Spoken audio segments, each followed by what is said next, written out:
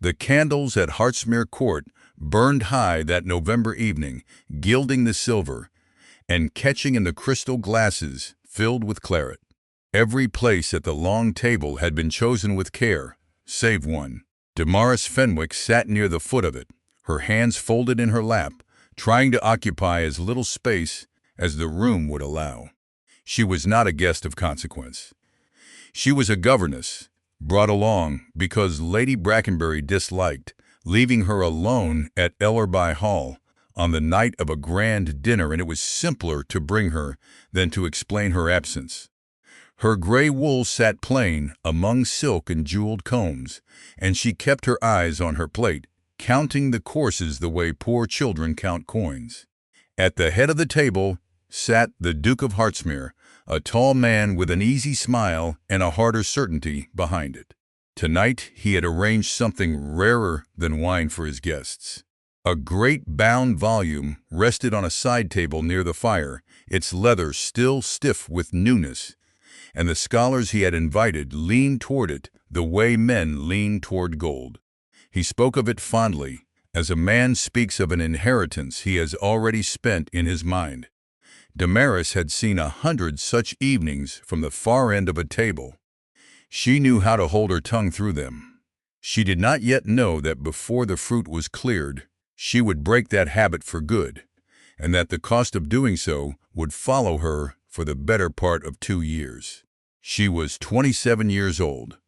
the daughter of a vicar who had died with more books than shillings to his name, and she had spent her childhood learning that knowledge purchased nothing at a table such as this, however much it might be worth elsewhere. Her father, Josiah Fenwick, had held the living of Coldbeck Magna until his death 10 years before, and had filled the long evenings of her girlhood with Latin verbs and Greek declensions instead of the songs other fathers taught their daughters. He had owned little enough to leave her: a shelf of worn books, a rosewood writing box, and the conviction, repeated to her so often she had come to believe it against her own better judgment, that learning was worth more than gold to anyone who troubled to keep it. She had thought more than once since his death that his devotion to old words had left her a rich inheritance and an empty larder in equal measure, and she had promised herself, walking into Hartsmere Court that evening, that she would not make his mistake. She would eat her dinner, speak when spoken to,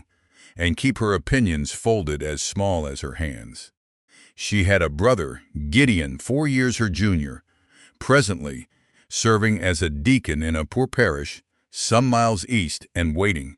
as young men in his position waited, for a living of his own to be offered him. He remembered their father less clearly than she did, having been only 12 when Josiah Fenwick died,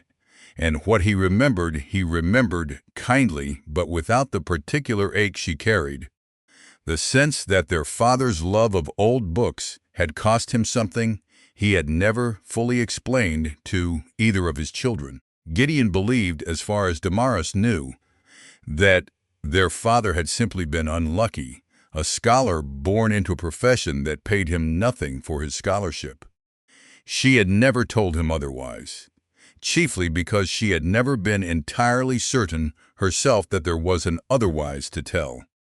The room itself was built to make a governess feel her place. Portraits of Verrals, long dead, looked down from paneling the color of dark honey, and the table beneath them ran the length of the room, laid with more silver than Ellerby Hall possessed in total. Sir Roland Brackenbury, 49,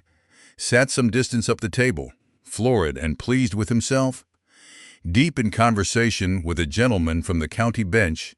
about the price of wool. Lady Grace Brackenbury, 41, kind in the unthinking way of women who had never wanted for anything, caught Damaris's eye once across the candlelight and smiled the way one smiles at a favorite dog brought along on a visit, proud of it, fond of it, entirely unaware that it might wish for something more than to sit quietly and be admired. Their 2 daughters, Arabella and Louisa, were at home in the nursery at Ellerby Hall, and Damaris found herself missing the plain honesty of the schoolroom, where at least no one pretended not to see her. The Duke's other guests were of a different sort. Several were scholars down from London, men with ink-stained fingers and coats a decade out of fashion, invited for reasons that had little to do with friendship and a good deal to do with the particular kind of reputation a duke might wish to borrow for an evening. Dr. Ambrose Threlfall, 64, sat among them, spare and white-haired, a member of the Society of Antiquaries, with a particular passion for monastic charters, though he held no office and drew no salary from any archive, and lived, so far as Damaris had heard, on very little beyond his own curiosity. Beside him sat a younger scholar she did not know, eager and a little too pleased with his own Latin, the sort of young man who had learned to translate quickly and had not yet learned that quickness and accuracy were not the same virtue. Further along sat a heavier gentleman of 58 years, introduced to the table as Mr. Bartholomew Skene, once a junior commissioner on the Record Commission, now much occupied, he informed anyone who would listen, with the editing of ancient texts for the benefit of scholarship. He had the particular warmth of a man who wished to be thanked before he had done anything to deserve it, and he had said, twice already before the soup was removed, that his edition of the Coldbeck Cartulary had taken him the better part of 4 years and had been praised, though he did not care to name by whom, in the highest circles. Nearer the Duke sat his nephew, Mr. Crispin Verrall, a barrister of 31, with his uncle's height and none of his uncle's ease, watching the table with the careful attention of a man accustomed to noticing what others missed. Beside him sat the Duke's sister, Lady Audeline Verrall, 46, whose gray silk was the plainest gown at the table and whose eyes seemed to miss nothing that passed along it. She had said very little since the fish, and what little she had said had been brief and precise, the words of a woman who valued her sentences too much to waste them on pleasantries. And near them both, looking as though he wished the floor would open and receive him, sat the Reverend Cuthbert Viner, 55, vicar of Coldbeck Magna these 10 years since her own father had left the living. Viner's face had gone the color of tallow the moment the great bound volume had been carried in from the library before dinner, and it had not recovered its color since. He ate almost nothing, and twice Damaris saw him glance toward the side table where the printed edition now sat, as a man glances toward a door he suspects is about to be opened. Damaris did not yet understand why. She would understand within the hour. Before dinner, the guests had been permitted a quarter hour in the Duke's library to view what he called, with evident satisfaction, the treasure of Hartsmere. It was an old manuscript, a cartulary, the Duke had explained, a register of the charters and rentals of Coldbeck Abbey, a house of white monks founded in the year 1152 and dissolved some 3 centuries before, whose lands had passed to his own ancestors at that dissolution and remained in the family ever since. The volume itself, bound in cracked calf and heavy with age, had been laid open on a stand under glass, its ink brown and its hand a cramped, difficult script that Damaris had only glimpsed across the shoulders of the gentleman crowded before it. She had not been permitted close enough to read it, and had not expected to be. The library at Hartsmere was a room built for men who owned things. Tall shelves rising into shadow above the candlelight, a globe standing in one corner that no one present had likely turned in years, and a fire large enough to have warmed the whole of the parlor at Ellerby Hall twice over. The gentlemen had crowded 3 and 4 deep before the stand, murmuring their admiration, and Damaris had stood well back beside Lady Brackenbury, near enough to see the shape of the page but too far to make out more than the general character of the hand. dense and looping, in the manner of the 14th century, with the particular flourish clerks of that age gave to their descenders. The Duke had presided over the viewing with the pleasure of a man showing off a favorite horse, naming the Abbey's founder and its founding date with the easy confidence of someone who had rehearsed the recitation more than once, and inviting his guests to admire the quality of the vellum, which had indeed weathered 5 centuries and more with remarkably little damage. Threlfall had asked, mildly, whether the Duke might permit a closer inspection of a particular folio, and the Duke had said, with a small laugh, that there would be time enough for scholarship after dinner, when Mr. Skeen's excellent edition could be consulted instead, sparing his guests the strain of the old hand entirely. Damaris had watched the case close again over the manuscript with something she recognized, uncomfortably, as longing, and had felt. For a moment she did not examine too closely. Something like grief for a book she had never been allowed to touch. What sat now on the side table near the dining room fire was a different object altogether. It was Mr. Skeen's printed edition of that same cartulary, published some 10 years before, a calendar and partial transcription that he had produced. He told the table more than once, at very great labor and very great expense to himself. It was this volume, not the original, that had been carried in for the after-dinner discussion, since a medieval register of charters was no fit thing to set among wine-glasses, however much the Duke wished to display it. The book lay open, its pages weighted flat with a small brass rule, ready to be read from, whenever the Duke chose to call for it. The talk, once the servants had cleared the fish, turned inevitably toward it. Threlfall spoke of the Abbey's foundation with real feeling, describing the white monks who had first come to that cold stretch of the West Riding and set their hands to ground no one else had wanted. The Duke listened with the pleasure of a man hearing his own family flattered by proxy, and when Threlfall paused, the young scholar beside him, anxious to contribute something of his own, offered to read a passage aloud, a short clause from what he called the Abbey's founding privilege, granted by the Pope some 6 centuries before, and copied faithfully, he said,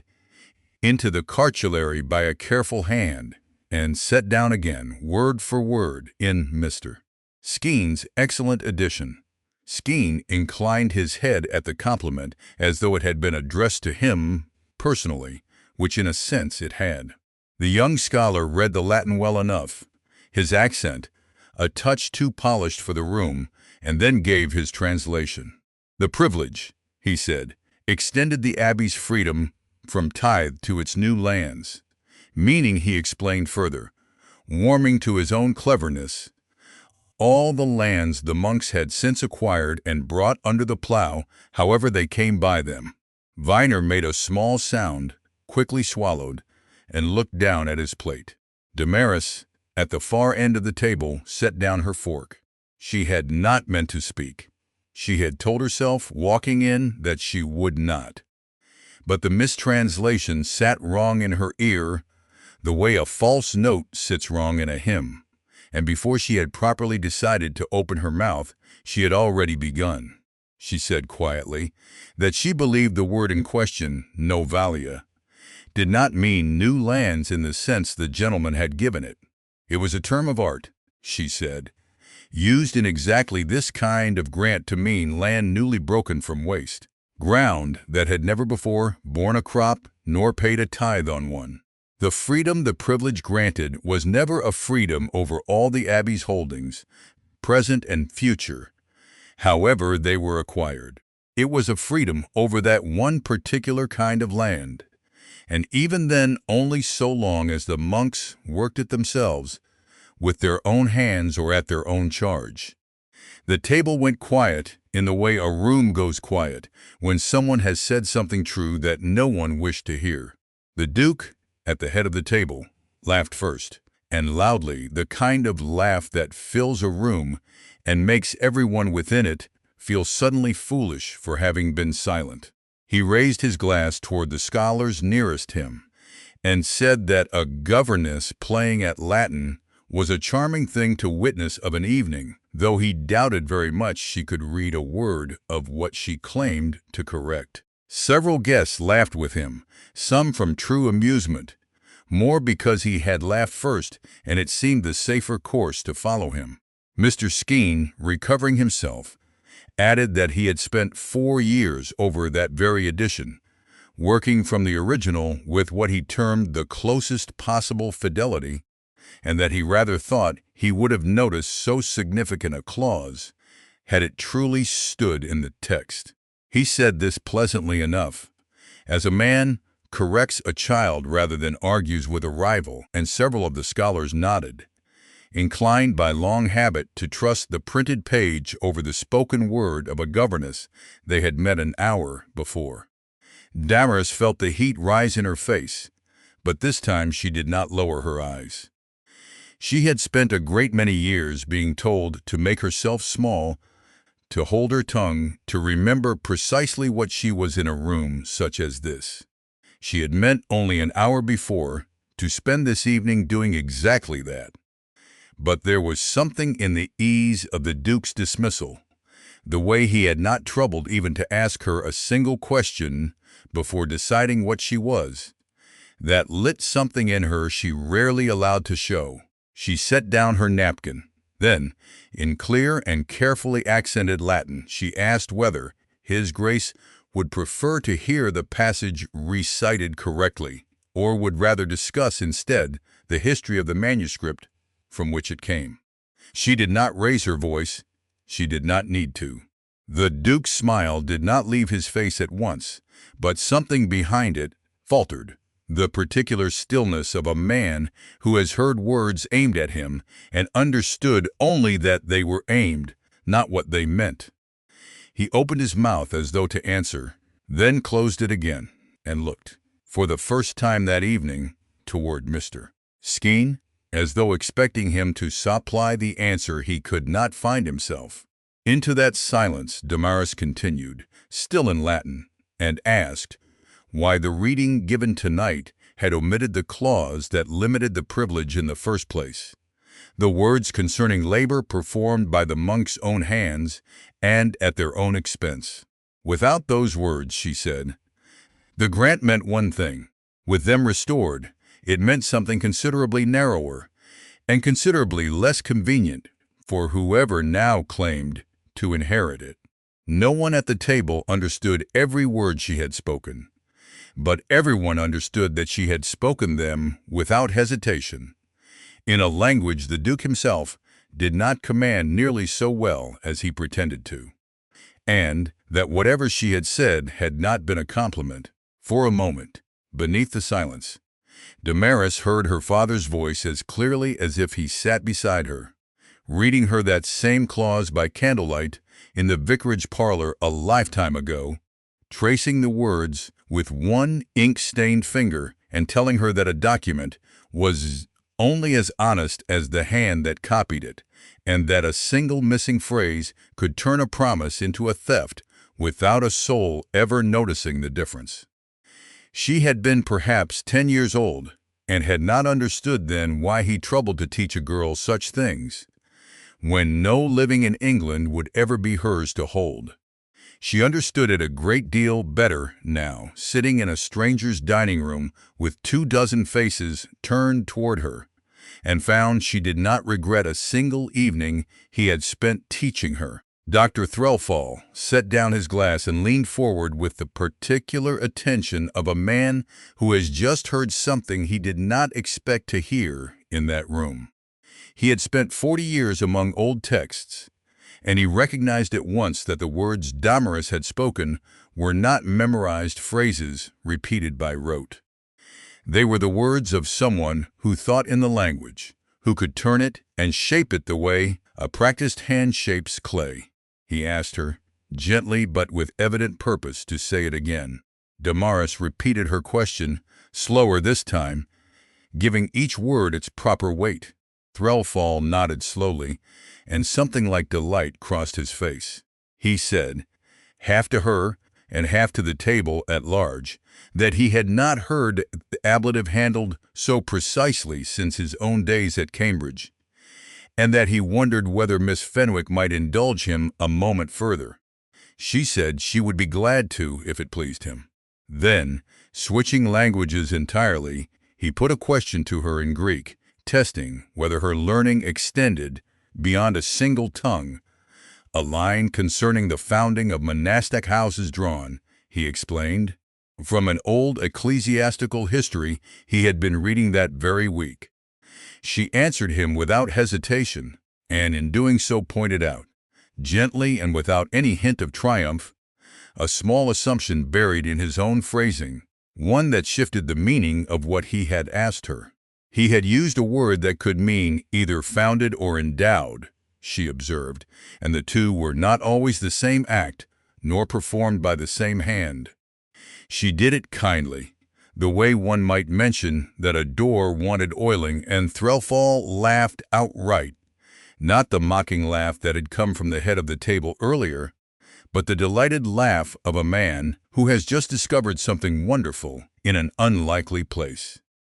He turned to the scholars nearest him and said that he believed they had found someone at this table considerably more capable than any of them, and that he, for one, was not too proud to admit it. The other scholars, intrigued now, began putting questions of their own,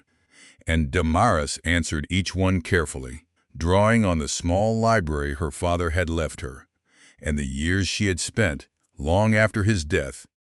keeping her Latin sharp by reading whatever she could borrow or copy from the families whose children she had taught. One scholar asked her opinion on a disputed line of an old chronicle, a passage argued over for years by better educated men than himself, and she gave both sides of the argument fairly before offering her own view, supported by details she recited from memory. The young scholar who had first mistranslated the clause asked, somewhat sheepishly, about the Abbey's later history, and Damaris found herself speaking of the dissolution, and of how the Crown had granted such lands afterward to men who had never worked a furrow of them themselves, and of how easily, over 3 centuries, an exemption meant for monks with their own hands on the plow might come to be claimed by men who had never held one. She did not say this pointedly. She did not need to. Viner, further down the table, had gone very still, and Mr. Skene, she noticed, had stopped eating altogether and sat with his knife, resting untouched against his plate. Not everyone at the table had turned toward her with delight. Lady Autoline Verrall had not laughed at any point in the exchange, not at the Duke's mockery and not at Threlfall's pleasure. She watched Damaris now with the particular stillness of a woman doing sums in her head, and when a pause came in the scholar's questions, she asked one of her own, in English, in a voice pitched to carry no further than it needed to. She wished to know where Miss Fenwick had received her education and who had taught her. Damaris answered plainly. Her father had held the living of Coldbeck Magna until his death, and had taught her himself from the time she was a small child, because he had little else to leave her. Lady Autoline said that this was very interesting, and asked no further questions. But she did not look away from Damaris again for the rest of the evening, and Damaris, though she could not have said why, felt the weight of that attention more than she had felt the Duke's mockery. It was not unkindness in the look. It was something closer to calculation, the way a merchant looks at a ledger that will not balance. The conversation continued for a long while after that, the scholars leaning in. The Duke increasingly silent at the head of his own table, his color risen and his jokes gone unanswered, though Damaris was too absorbed to notice how thoroughly he had been set aside. Threlfall spoke of a difficult passage elsewhere in the printed volume, a rental clause he had never fully understood, listing lands let out to tenants at some date he could not place with confidence, and asked whether she might one day be permitted to examine the original and offer her opinion of it. Damaris, startled and pleased in a way she had not expected to be, said she would be honored, though she had no notion, in that moment, of how that examination would come to be arranged, nor of what it would cost her to arrange it, nor that within a matter of weeks she would come to know that same rental clause better than any person living. It was very near midnight when the ladies at last rose to withdraw. Lady Brackenbury took Damaris's arm as they crossed the hall, delighted and entirely without understanding, and told her twice how proud she was to have brought her, as though Damaris had performed a pleasing trick rather than corrected a peer of the realm in front of 24 witnesses. She wondered aloud whether the Duke would think better of governesses generally after this evening, and did not seem to notice that Damaris had not answered her. In the corridor outside the drawing-room, while the gentlemen remained at their port, Mr. Crispin Verrall found her. He did not offer his arm, nor any pleasantry. He stood a little apart from her, his hands clasped behind him, and said only that she ought to consider carefully what she had said that evening, and to whom she had said it. She asked him what he meant. He did not answer directly. He studied her for a moment with an expression she could not read, something between warning and reluctant respect, and said that a clever remark made at a dinner table did not always stay at the dinner table, and that some remarks, however true, were better left where they fell. She asked him, a little sharply, whether he meant that she ought to have let the error stand. He said that was not quite what he meant, though he allowed that it might have been simpler for everyone concerned. He was a barrister, he told her, and had spent enough years in chambers to know that truth and convenience rarely traveled the same road, and that a man who valued his position generally chose the road convenience preferred. He did not say this unkindly. He said it, she thought, the way a man states a fact he has long since stopped arguing with. She told him that she had not corrected the gentleman for the sake of convenience, and had not considered, in the moment, whose road she might be blocking. Something shifted in his expression then, something almost like amusement, though it did not reach as far as a smile. He said that this, at least, he believed entirely. Then he excused himself and returned to the dining-room, leaving her no wiser than before as to what precisely she had disturbed, only more uneasy than she had been a moment earlier, and with the distinct impression that Mr. Crispin Verrall had wanted to tell her considerably more than he had allowed himself to say. She had scarcely recovered from that when Viner appeared at her elbow, his color still poor, his hands not quite steady on the handle of his own untouched glass. He asked her, in a low and urgent voice, whether she was entirely certain of the word Novalia, whether she could swear to its meaning before any man who cared to question her upon it. She said that she could. She had learned the word from her own father, and had seen it used precisely so in half a dozen other charters he had shown her as a girl, copied out in his own hand from book he had borrowed, and returned before anyone could ask why a country vicar wanted such things. Viner closed his eyes for a moment, as though she had handed him something he had been praying for without knowing its shape. He said nothing more that night. He only thanked her, oddly, as though she had done him a great service rather than an embarrassment, and disappeared back into the drawing-room before she could ask him why his gratitude sounded so very much like fear. The carriage ride back to Ellerby Hall was long and cold, the lanes rutted and half frozen, and Lady Brackenbury talked the whole of it, cheerful and unknowing, about how well Damaris had acquitted herself, how the Duke would surely think twice before laughing at a governess again, how it had been, all in all, the most entertaining dinner she had attended in years. Sir Rowland, half asleep in his corner of the carriage, offered nothing beyond an occasional grunt of agreement. Damaris said little in return to either of them. She sat with her hands folded as she had at the start of the evening, but the stillness in her now was not the same stillness. Something had shifted, and she did not yet know what, only that it had begun the moment she set down her fork,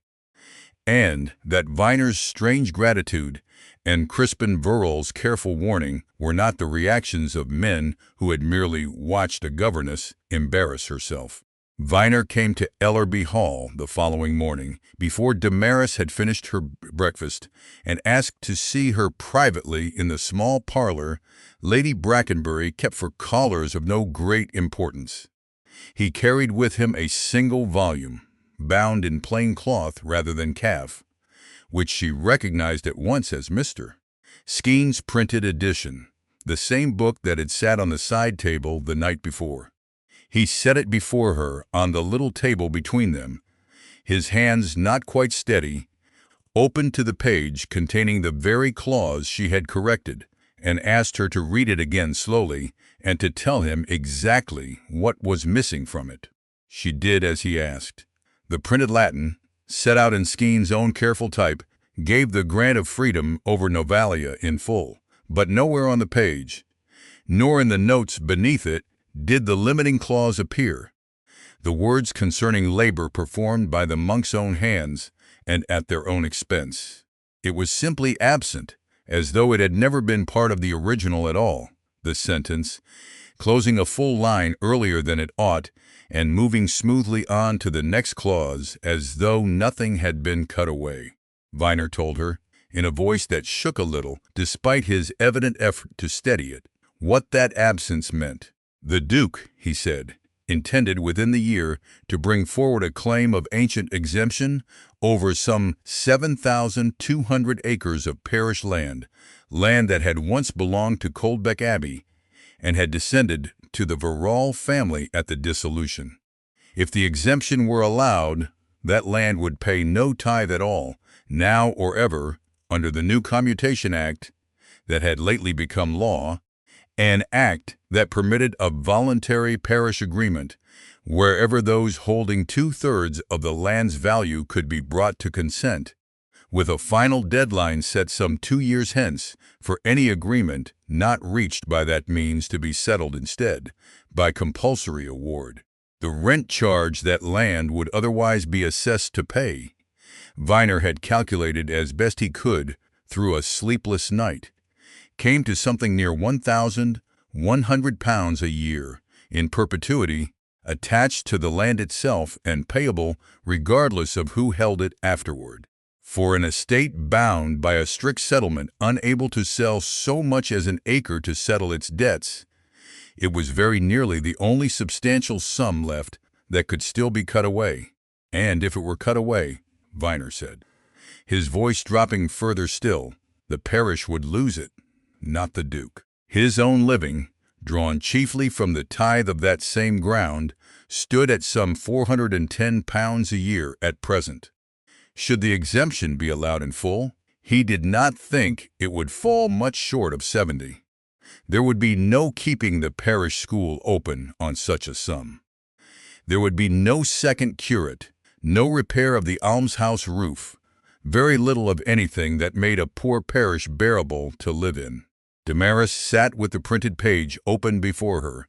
and understood slowly and completely what she had done the night before. She had not corrected a schoolboy's Latin for the pleasure of being right. She had stood up in front of the very man whose fortune depended on that omission and told 24 witnesses exactly where the omission lay and why it mattered, and who stood to lose everything if it were ever set right. She asked Viner, quietly, whether he believed the omission in the printed book had been an honest error. Viner did not answer at once. He turned the cup of tea Lady Brackenbury's housekeeper had brought him round and round in its saucer, untouched, and looked at Damaris with the particular exhaustion of a man who had carried a suspicion alone for longer than he could easily bear. He said at last that he had held this living for 10 years, and that in all that time he had never once seen the original cartulary himself, only Mr. Skeen's edition, which every scholar in the county treated as though it were the manuscript itself. So thorough and so well regarded had it always been thought. He had trusted it, he said, the way a man trusts a bridge he has crossed 100 times without once looking beneath it. It had never once occurred to him, until she had spoken those few words in Latin the evening before, to wonder whether the bridge had been built to carry him somewhere he had not chosen to go. He did not believe, he said finally, that the omission had been honest. He did not yet know how to prove that it had not been, and he did not know, sitting in Lady Brackenbury's small parlor with the fire barely lit and the printed book open between them, where a man in his position might even begin to try. He had come to her that morning, he admitted, not merely to warn her of what she had stumbled into, but because he had nowhere else left to turn, and because she was, so far as he could tell, the only person in the West Riding who could read the original well enough to know for certain what had been taken from it. Damaris asked him what he intended to do, now that he had told her. Viner said he did not rightly know. The Commutation Act allowed a parish agreement to proceed wherever those holding 2/3 of the land's value could be brought to consent, and an assistant commissioner would in due course be sent to preside over the parish meeting where such an agreement was made or refused. If the Duke could gather sufficient consent among the other landholders, a thing well within his power, given how many of them owed him rent or favor, the exemption might be allowed almost before anyone thought to question it. Viner had no standing to demand a fresh examination of the original manuscript, no funds to engage a proctor of his own, and no proof beyond a governess's word that the printed edition and the truth had ever parted company. He asked her, with the particular hesitation of a man,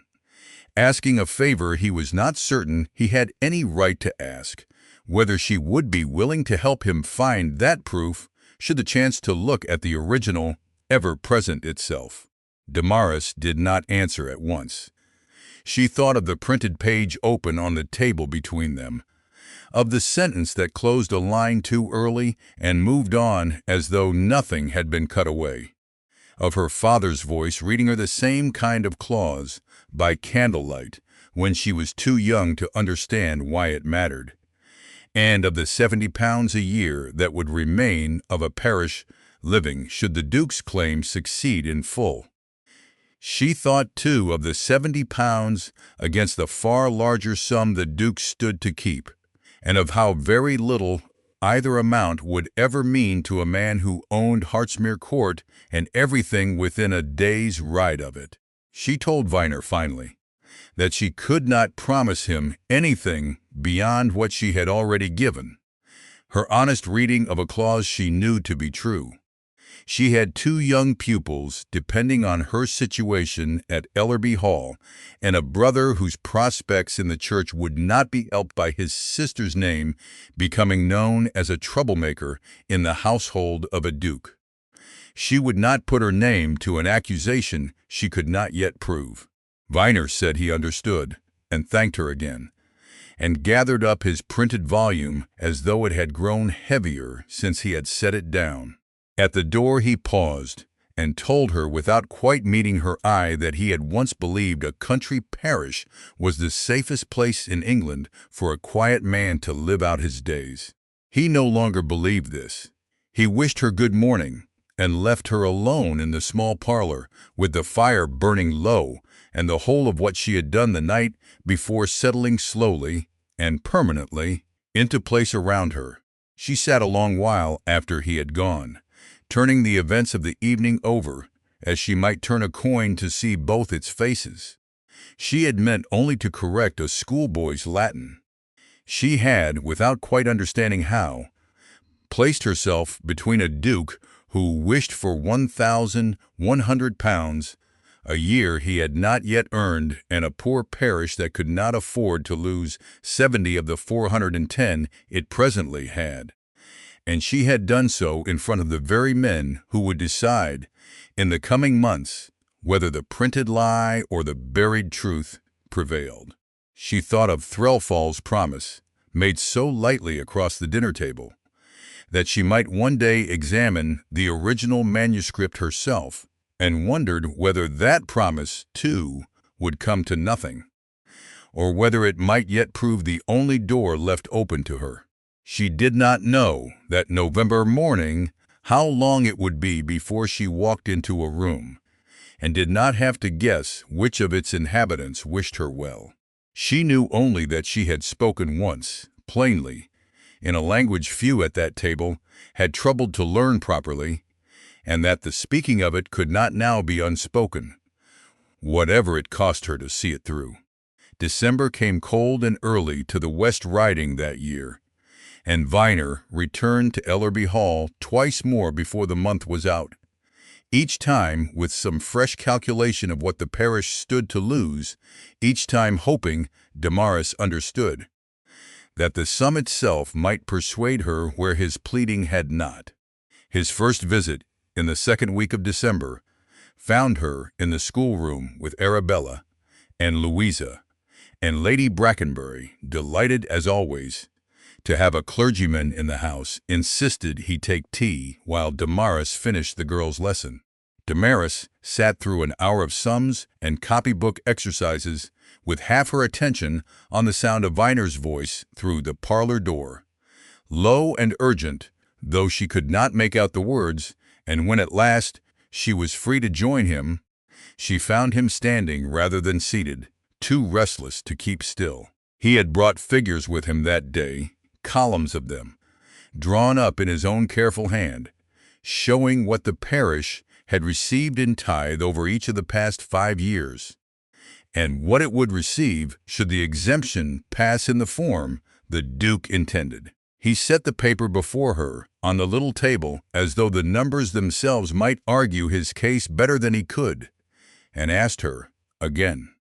whether she would consent to put her reading of the clause into a form that might be shown to the assistant commissioner when the time came. Damaris looked at the figures for a long moment and told him gently that she could not. She told him, the second time he came, as gently as she knew how, that her answer had not changed. It was not a refusal she gave lightly. She had turned the matter over more nights than she cared to count, lying awake in the small room she kept at the top of Ellerby Hall, listening to the wind work at the shutters and weighing, as her father had never quite taught her to weigh, the difference between what was true and what she could afford to say aloud. Her father had never learned that difference, or had learned it too late, and she did not intend to inherit his particular kind of ruin along with his Latin. She explained this to Viner as plainly as she could. She had Arabella and Louisa to teach, 6 mornings out of 7, and a situation that fed and housed her in exchange for that teaching, and neither would survive her becoming known across the county as the governess who had accused a duke of forgery. She had a brother, too, waiting on a bishop's goodwill for a living of his own, and bishops did not commonly favor the relations of women who made themselves troublesome to peers of the realm. She had corrected a mistranslation because she could not help herself. She was not prepared to build a campaign on top of it, not with so little to stand on and so much to lose should the ground give way. Viner heard her out without interrupting, which she had come to understand was itself a kind of courtesy from a man accustomed to being the one interrupted. When she had finished, he said only that he understood, and that he would not ask her again, and that he was grateful, whatever came of it, that she had at least told him the truth about the clause, since the truth had been in shorter supply that autumn than he had ever known it to be in 10 years of holding the living. He left her his card, in case she should change her mind, and did not call again before Christmas. Damaris told herself she was relieved. She went back to her lessons with Arabella and Louisa, to the small, ordinary business of teaching two girls their letters and their sums, and the proper hemming of a sampler, and found, to her own quiet surprise, that the ordinariness did not sit as easily as it once had. She caught herself, more than once, reaching for her father's old Latin grammar in the evenings, not to teach from it, but simply to hold it, as though the weight of the leather binding in her hands might settle something in her that the day's lessons had left unsettled. It was in this state,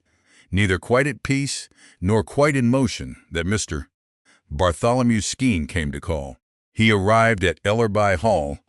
on a gray afternoon in the second week of January, announced by Lady Brackenbury, with the particular excitement of a woman who did not often receive callers of any scholarly distinction and wished everyone to know it. He came, he explained, bearing a letter of introduction from Dr. Threlfall,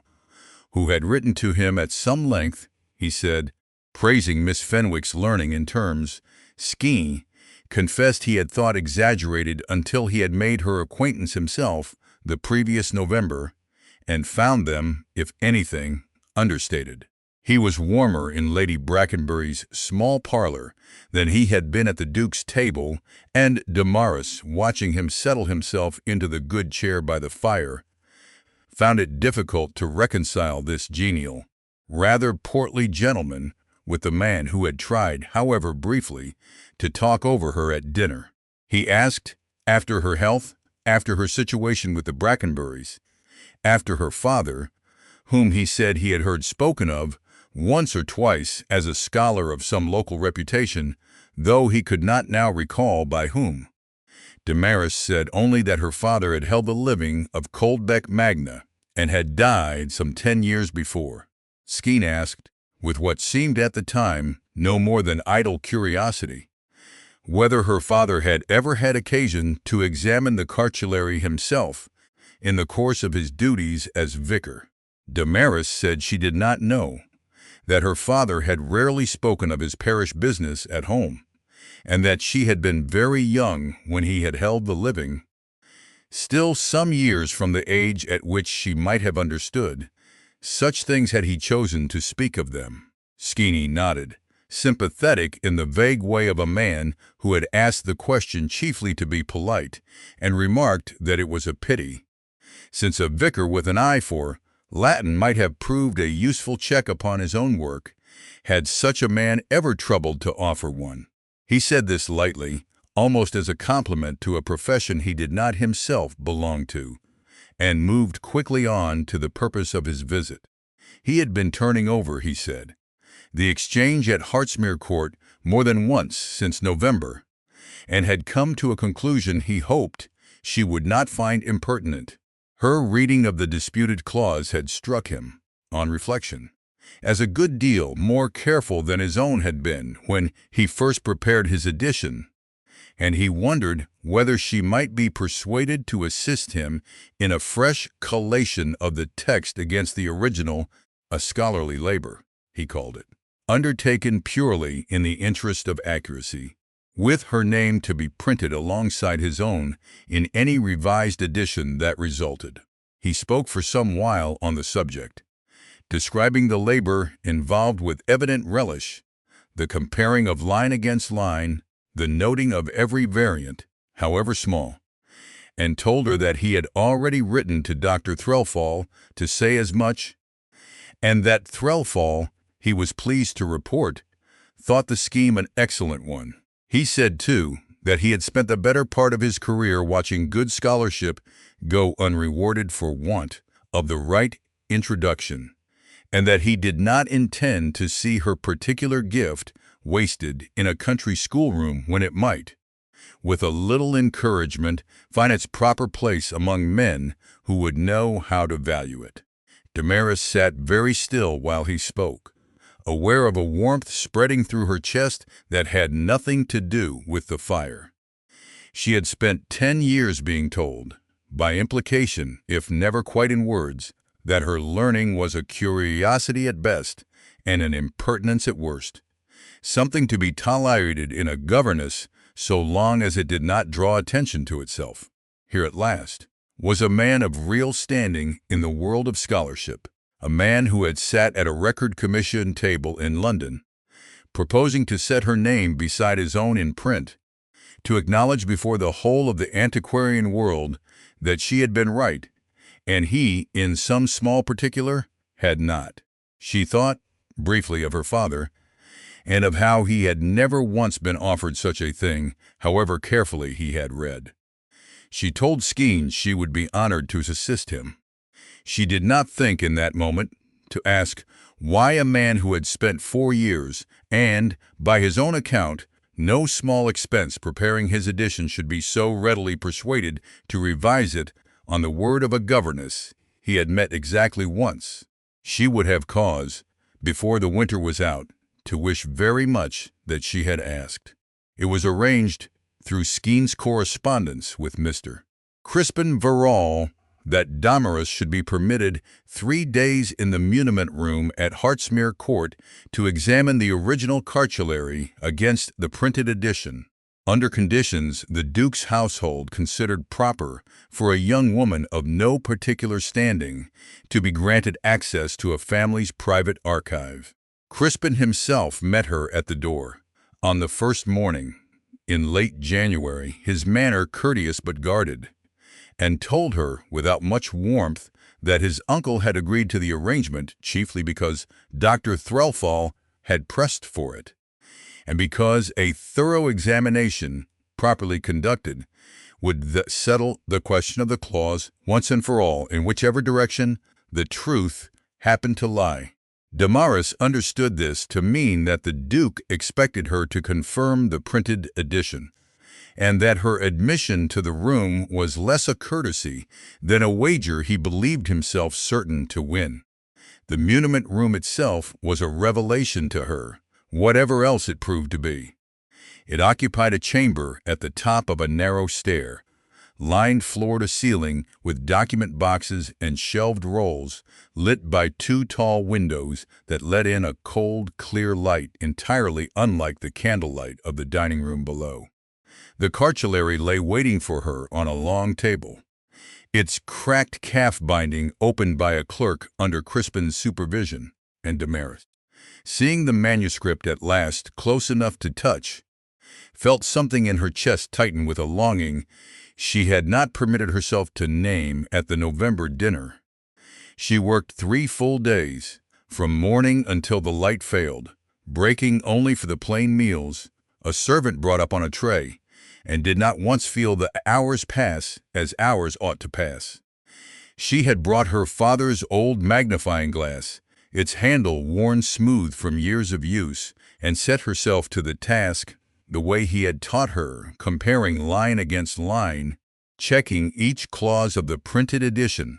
against the corresponding passage in the original hand, noting every departure, however small, in the notebook she had brought for the purpose. The first day she gave almost entirely to the earlier folios. The foundation charter itself, granted in the year 1152, and copied into the register a century later in a hand rounder, and more careful than any that followed it, and a long sequence of confirmations by successive bishops, each one repeating the terms of the last with small variations that told her, more clearly than any single document could, how the abbey's privileges had been renewed and occasionally quietly enlarged across the generations. She found here and there small errors in Skeens' edition, a date misread, a place name given in its later rather than its original form. Nothing that altered the sense of any passage, only the ordinary carelessness of a man working quickly through several hundred pages of difficult script. She noted each one dutifully, and thought, on the strength of them, that Skeens' work was perhaps merely hurried rather than dishonest, a judgment she would have cause to revise before the week was out. Crispin himself looked in on her twice each day, always briefly, always with the same careful, unreadable courtesy he had shown her in the corridor at Hartsmere in November. On the first afternoon, he asked whether she found the printed edition wanting in any particular, and she told him, honestly,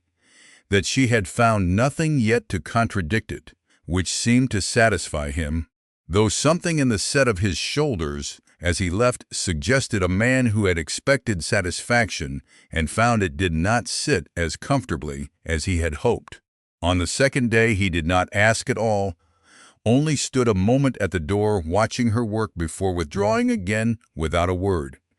And Damaris, absorbed as she was, thought little of it at the time. To keep the ancient vellum from curling at its edges under the dry heat of the room, she used, as any careful hand would,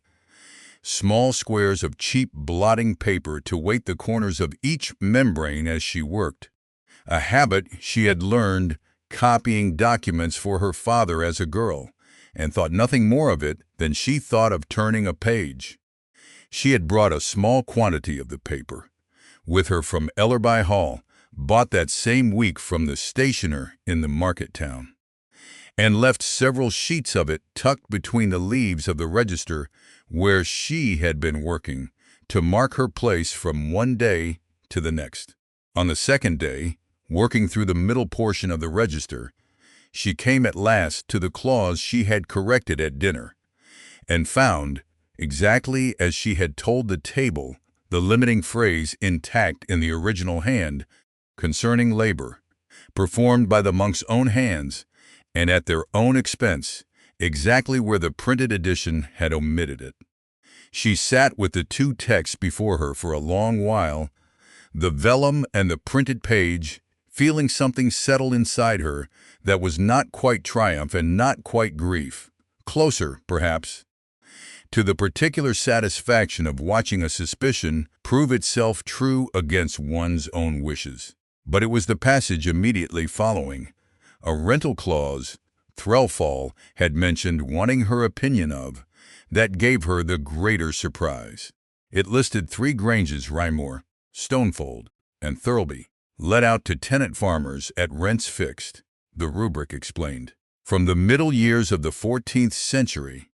when the abbey had found itself short of the lay brothers who had once worked such land directly, many having been lost in the years of pestilence that had swept the country at mid-century.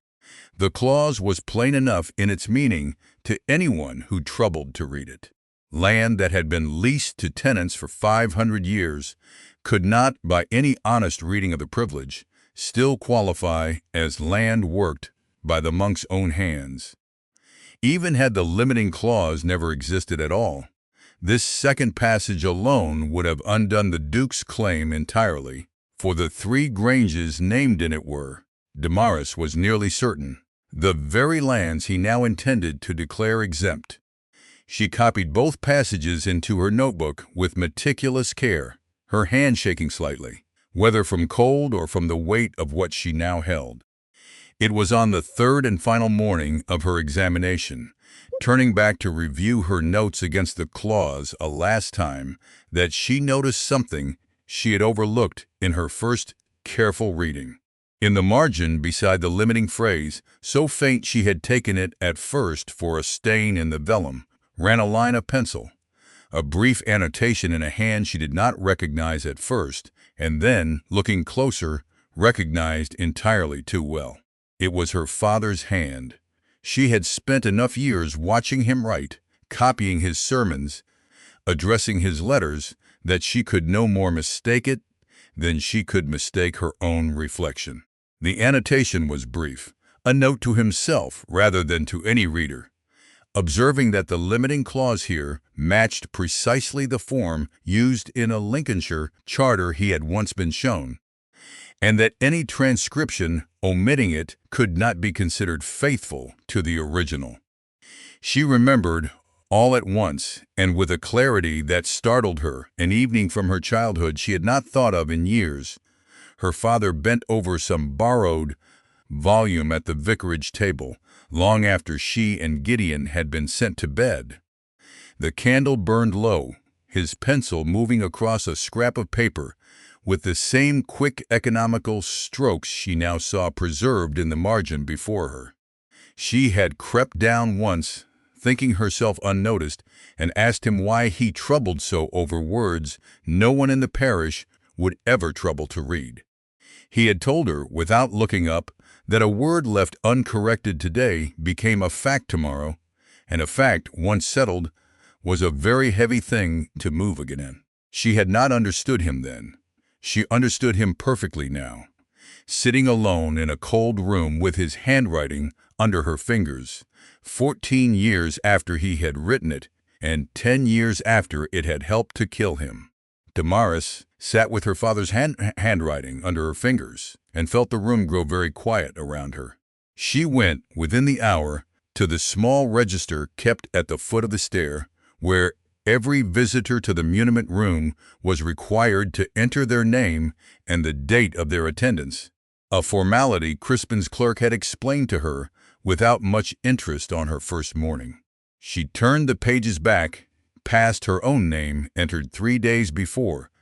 past a scattering of scholars and stewards over the years, until she found it, in ink gone brown with age, in her father's own careful script. Josiah Fenwick, the entry read, admitted the 9th of May, 1822, by permission of the late Duke, to examine the cartulary of Coldbeck Abbey. There was no second entry for him. But 2 pages further on, in a different hand entirely,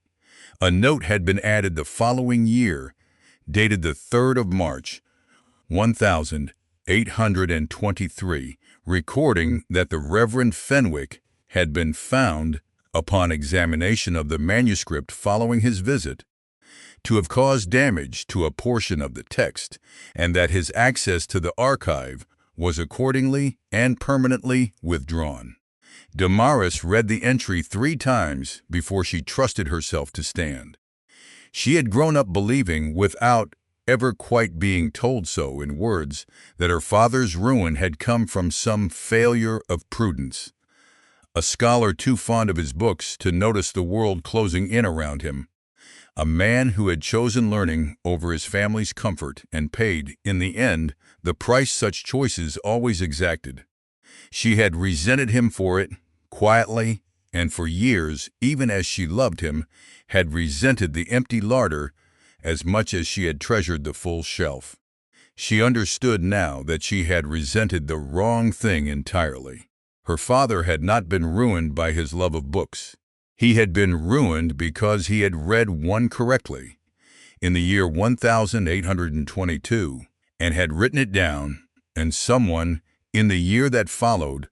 had decided that a country vicar who could read a privilege as well as any scholar in London was a danger better silenced than answered. She did not weep, though she came close, standing alone at the foot of that narrow stair with the old register open in her hands. She thought instead, with a clarity that frightened her a little, that whoever had written the printed edition of the cartulary, whoever had left out the very words her father had insisted, in his own hand, could not honestly be omitted, had very likely been the same person, or had known the person who had seen to it that Josiah Fenwick never set foot in that room again. She thought of Skene, warm and genial by Lady Brackenbury's fire, offering her his name in print. She did not yet let herself think the thought all the way through. She thought, too, of Gideon, and whether she owed him the truth of what she had found. He knew only the story she herself had believed until that morning, that their father had been an unlucky scholar who had loved his books more wisely than he had loved his family's comfort. She sat a long while with pen in hand, half a letter begun and abandoned twice before she put it aside unfinished. Gideon was close, she knew, to being offered his first curacy, a matter that depended a great deal on the goodwill of men not so very different from the Duke of Hartsmere, and she could not see what good it would do him to learn.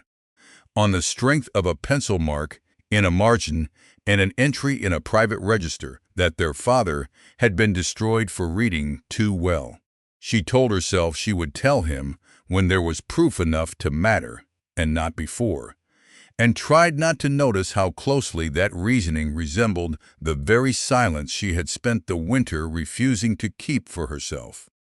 She wrote first to Viner, before she wrote to anyone else,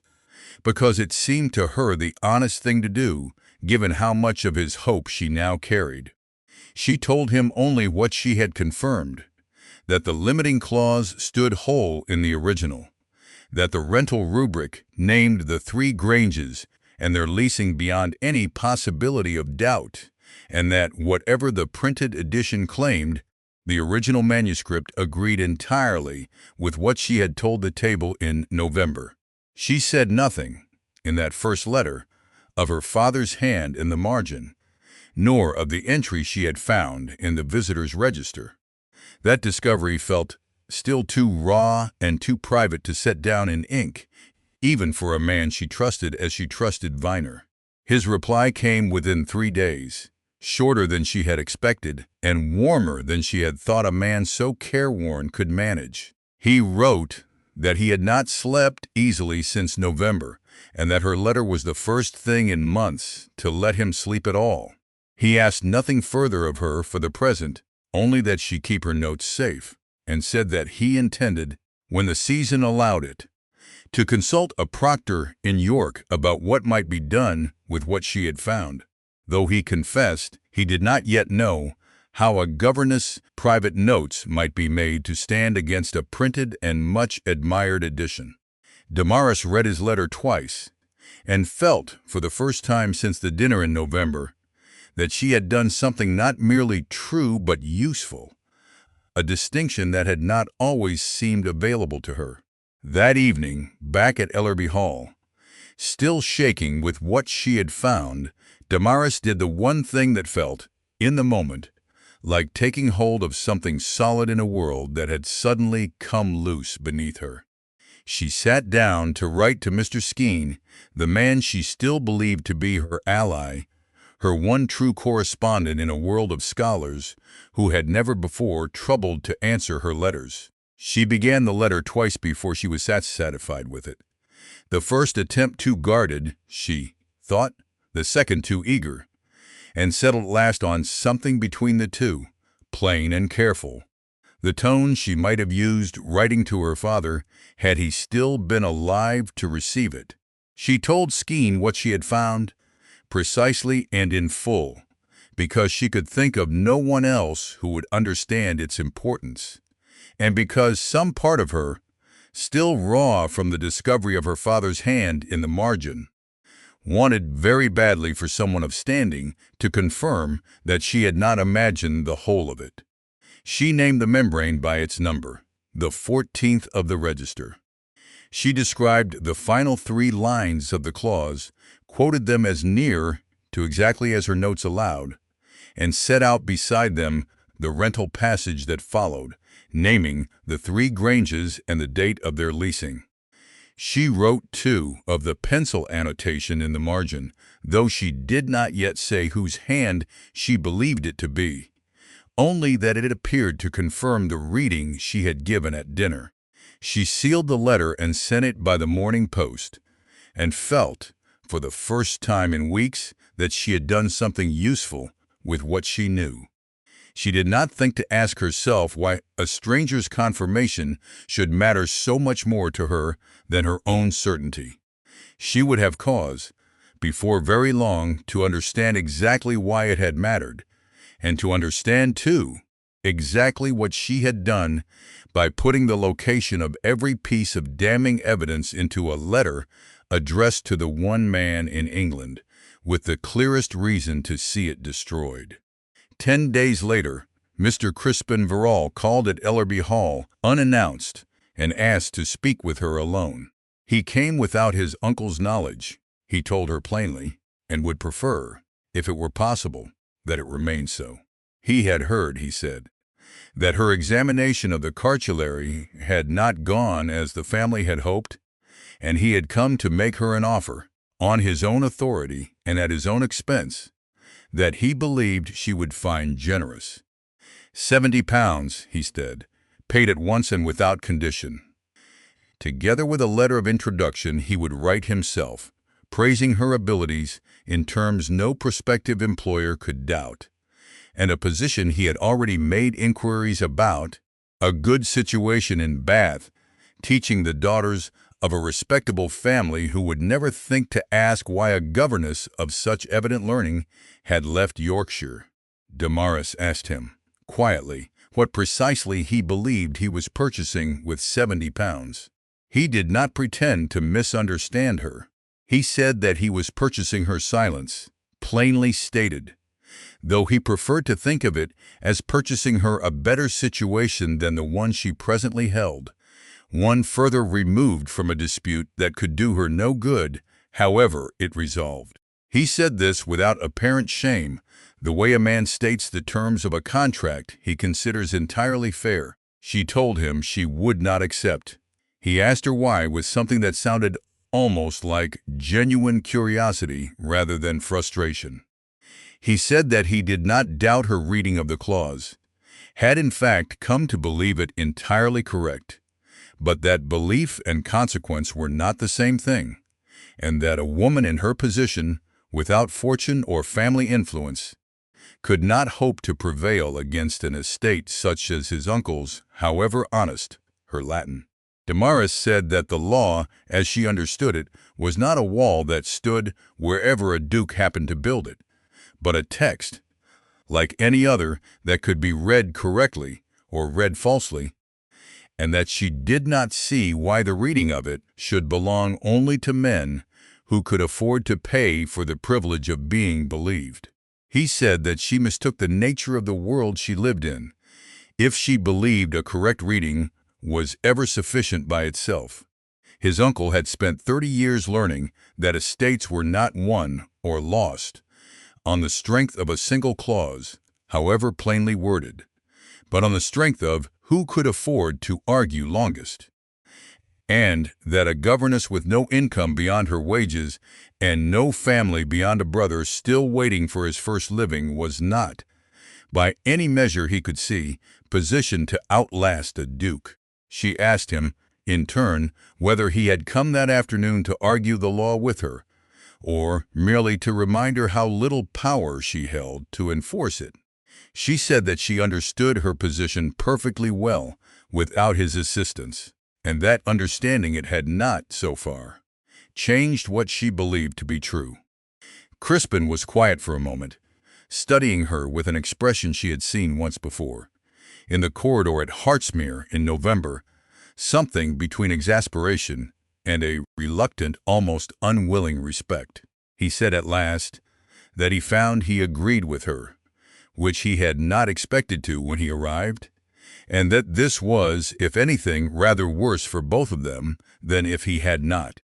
He left without pressing her further, and without withdrawing his offer, entirely saying only that it would stand should she change her mind. Damaris watched him go from the parlor window, his carriage disappearing down the frozen lane toward the road, and felt, for reasons she did not fully examine, less triumphant in her refusal than she had expected to feel. It was 10 days after that, in the first week of March, that she returned to Hartsmere Court, at Skeeny's own invitation, to make fair copies of the passages she had described in her letter. Copies, he said, he required for the revised edition he was now, he assured her, actively preparing. Crispin's clerk admitted her to the muniment room as before, and left her to her work. Damaris opened the cartulary to membrane 14 with the particular care of a scholar returning to a familiar passage, and felt her hand go still upon the page. The bottom edge of the membrane, where the final 3 lines of the clause had run together with the opening words of the rental rubric beneath it, was gone. A strip perhaps 2 inches in width had been cut cleanly away, and the remaining edge patched with a fresh piece of vellum, stitched in with a neatness that spoke of real skill in the binder's trade, and marked, in a small hand near the repair, with a single word, restored. She sat for a long moment, simply looking at it, unwilling at first to trust what her own eyes told her, and ran her finger along the seam where the new vellum met the old, feeling the faint ridge of the stitching beneath her fingertip, as though touch might contradict what sight had already confirmed. It did not. The cut was too clean, too deliberate, too plainly the work of someone who had known exactly what he wished to remove, and had removed nothing more and nothing less. What remained of the clause now read exactly as Mr. Skeen's printed edition had always given it. The limiting phrase was gone. The rental rubric, with its plain record of 5 centuries of leasing, was gone entirely.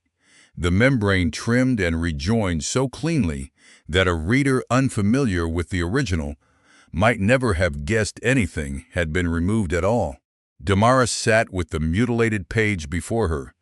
For a long time, the magnifying glass forgotten in her hand, and understood with a coldness that reached far past the chill of the unheated room precisely what had happened.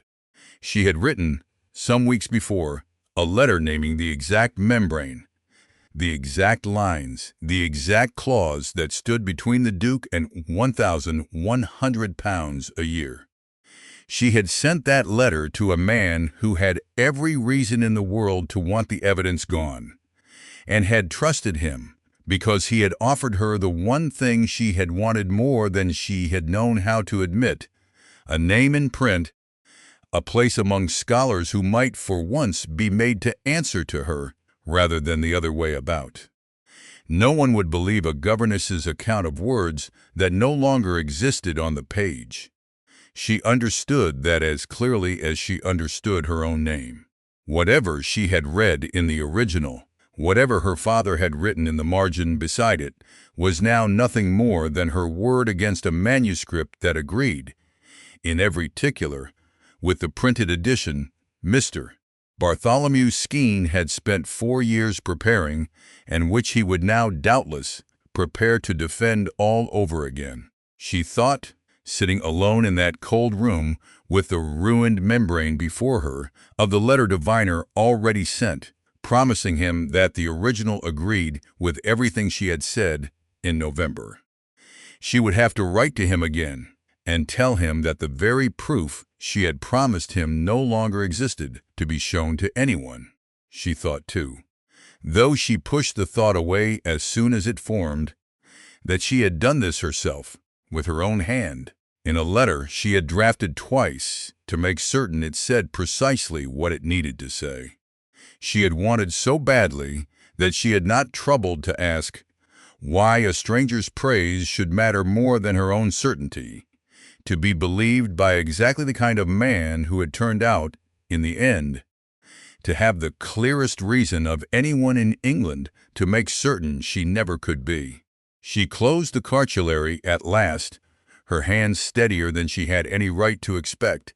and began, methodically, to copy into her notebook every word she could recall of the passage now lost, knowing even as she wrote that a governess's memory,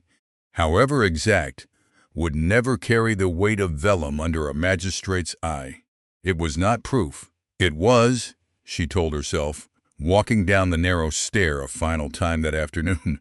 at least a record, and a record, however imperfect, was more than she had possessed an hour before.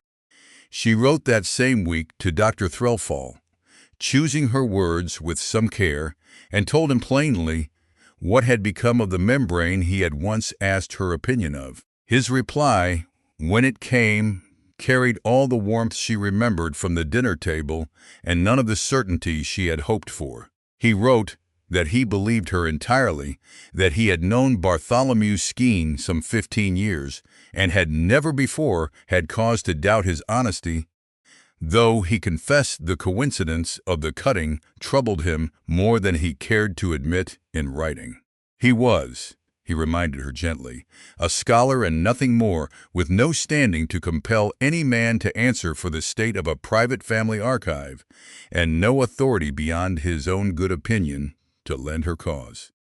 He promised he would raise the matter with Skeen directly at the earliest opportunity, and asked her to be patient a little longer. Damaris folded his letter with the others in the small box where she now kept everything touching the matter.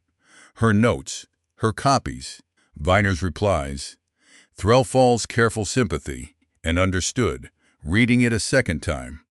that patience was very easily asked of a person who stood to lose nothing by the asking. Threlfall's good opinion, however genuine,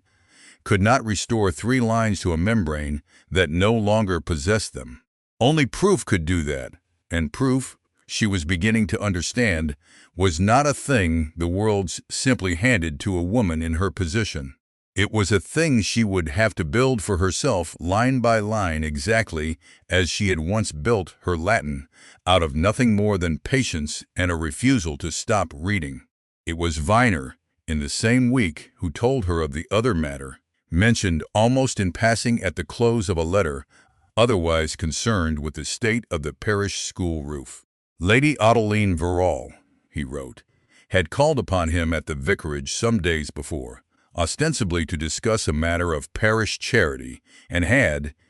in the course of a perfectly civil conversation, asked a great many careful questions about the late Reverend Fenwick, his character, his habits, whether he had left any papers behind him, and whether his daughter still corresponded with anyone who had known him in his final years at Coldbeck. Viner had answered as best he could, seeing no immediate harm in it,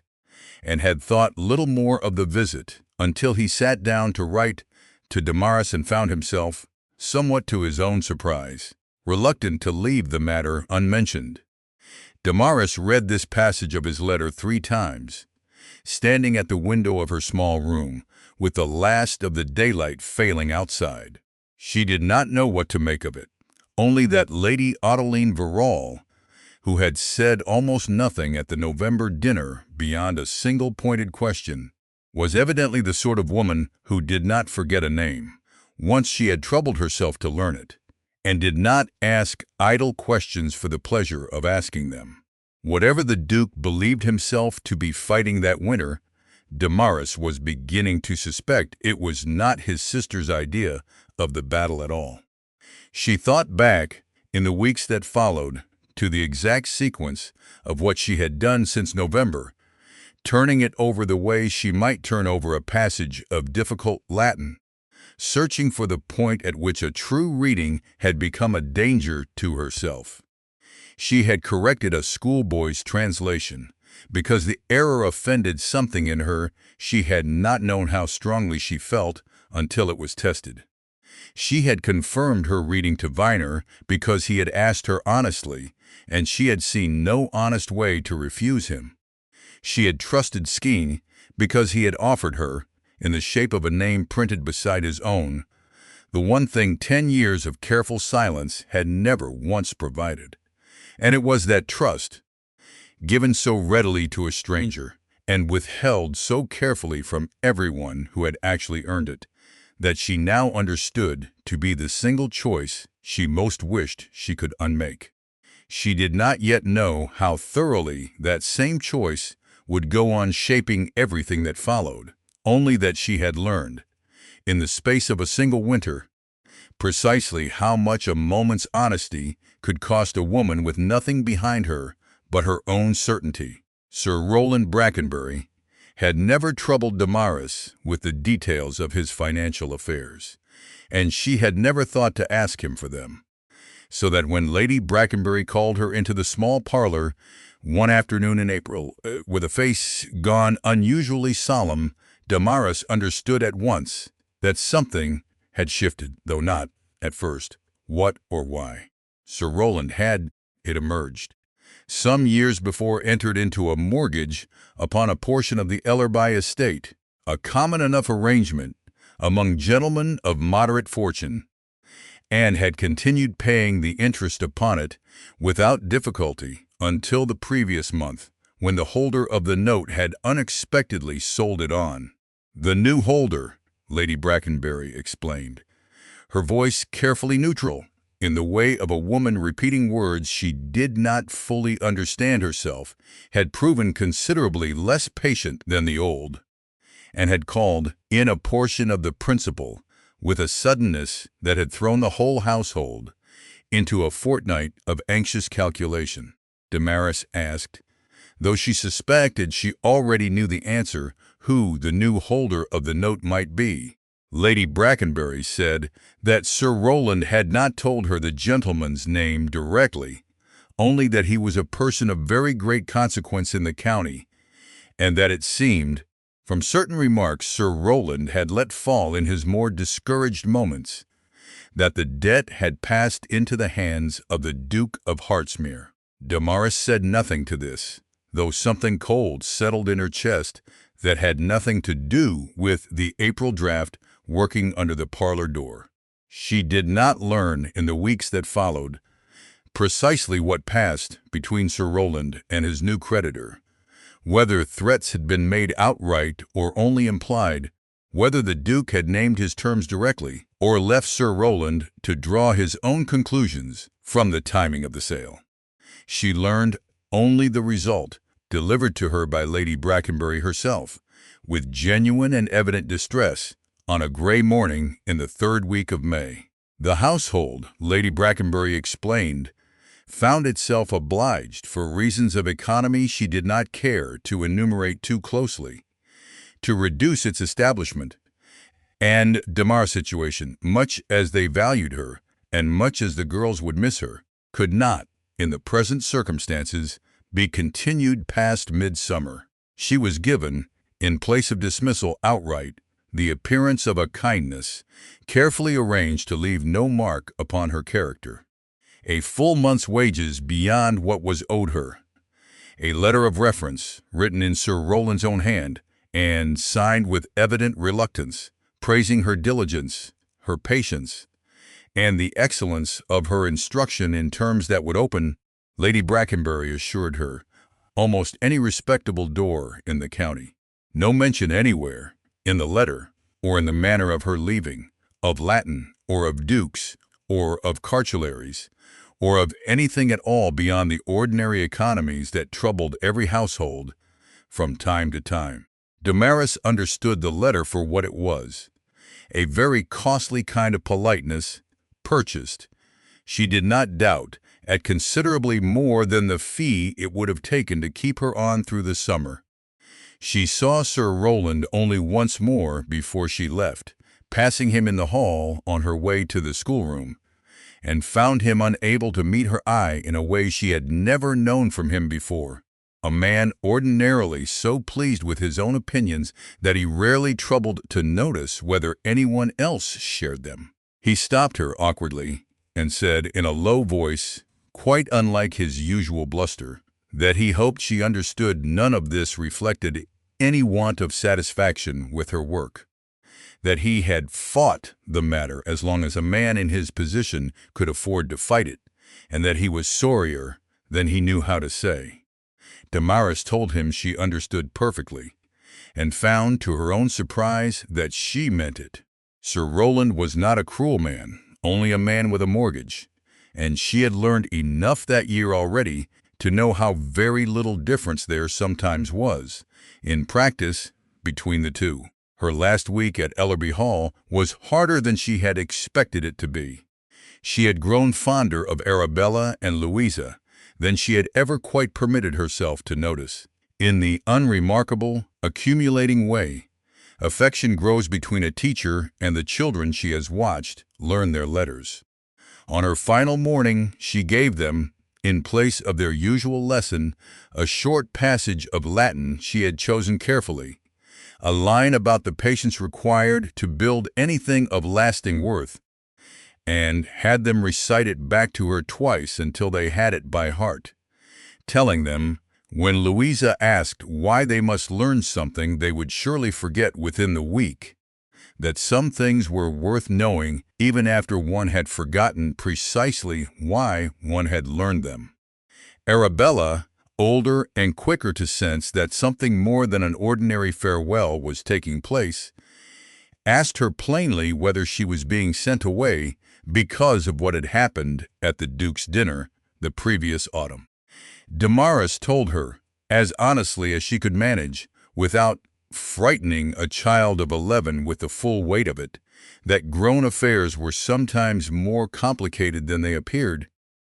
and that she did not wish either of the girls to think for a moment that anything they had done had brought this about. She left Ellerby Hall on the last day of May, her belongings fitting, as they always had, into a single trunk and a smaller case, and took lodgings in the village of Coldbeck itself, in 2 plain rooms above a chandler's shop, paid for out of the wages she had been given, and whatever small sums she could earn copying documents and giving occasional lessons to families who could not afford a proper governess but wished their daughters to read a little beyond their letters. The rooms were smaller than anything she had known since her father's death, a low ceiling that made her aware, for the first time in years, of her own height, and a single window that looked out not upon lawns and parkland, but upon the narrow street and the chandler's yard below, where tallow was rendered twice a week, and the smell of it worked its way up through the floorboards, regardless of how tightly she kept the window shut. She told herself, arranging her father's few books upon the single shelf the room afforded, that she had lived on less before, as a girl in the vicarage after his death, and that a governess who had once counted courses at a duke's table to steady her nerves could certainly manage to count candles in a rented room above a chandler's shop. It was there, in those 2 rooms, over the following months, that the true shape of the campaign against her began to reveal itself, not in any single dramatic blow, but in a series of smaller ones, each individually deniable, each falling upon someone other than herself. The first fell upon Gideon. He had been for some months in correspondence with the bishop's office regarding a curacy that had fallen vacant in a parish some 15 miles from Coldbeck, a modest living but a real one, the first genuine prospect of independence he had been offered since his ordination. He had written to Damaris in April, full of a hope she had not heard in his letters since before their father's death, describing the parsonage he had been shown, the size of the glebe, the modest but respectable figure the living would bring him, and asking, with the particular pride of a young man wishing to be admired by the sister who had raised him nearly as much as their father had, whether she thought he had chosen well. In June, without explanation beyond the barest formal language, the offer was withdrawn, the living given instead to a younger man with considerably less experience, but, as it happened, a family connection to the Duke's steward. Gideon wrote to Damaris in some bewilderment, unable to account for the reversal, listing every possible fault in his own conduct that might explain it, and finding none that satisfied him, and it was only later, through a chance remark from Viner, that Damaris learned the Duke held the right of presentation to that very living, and had exercised it, this once, with unusual personal attention. She did not tell Gideon why she believed the offer had truly been withdrawn. She told herself, as she had told herself all winter, that the truth would help him less than it would hurt him, and that a young man, with his prospects already narrowed, had no need of a sister's guilt added to his disappointment. She wrote him instead a letter of comfort, full of the ordinary reassurances an elder sister owes a younger brother,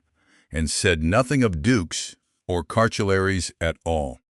The second blow fell upon Viner, delivered with a gentleness that made it, in its way, crueler than an outright threat. A letter arrived at the vicarage, unsigned but plainly originating, Viner was certain, from someone close to the Duke's own household,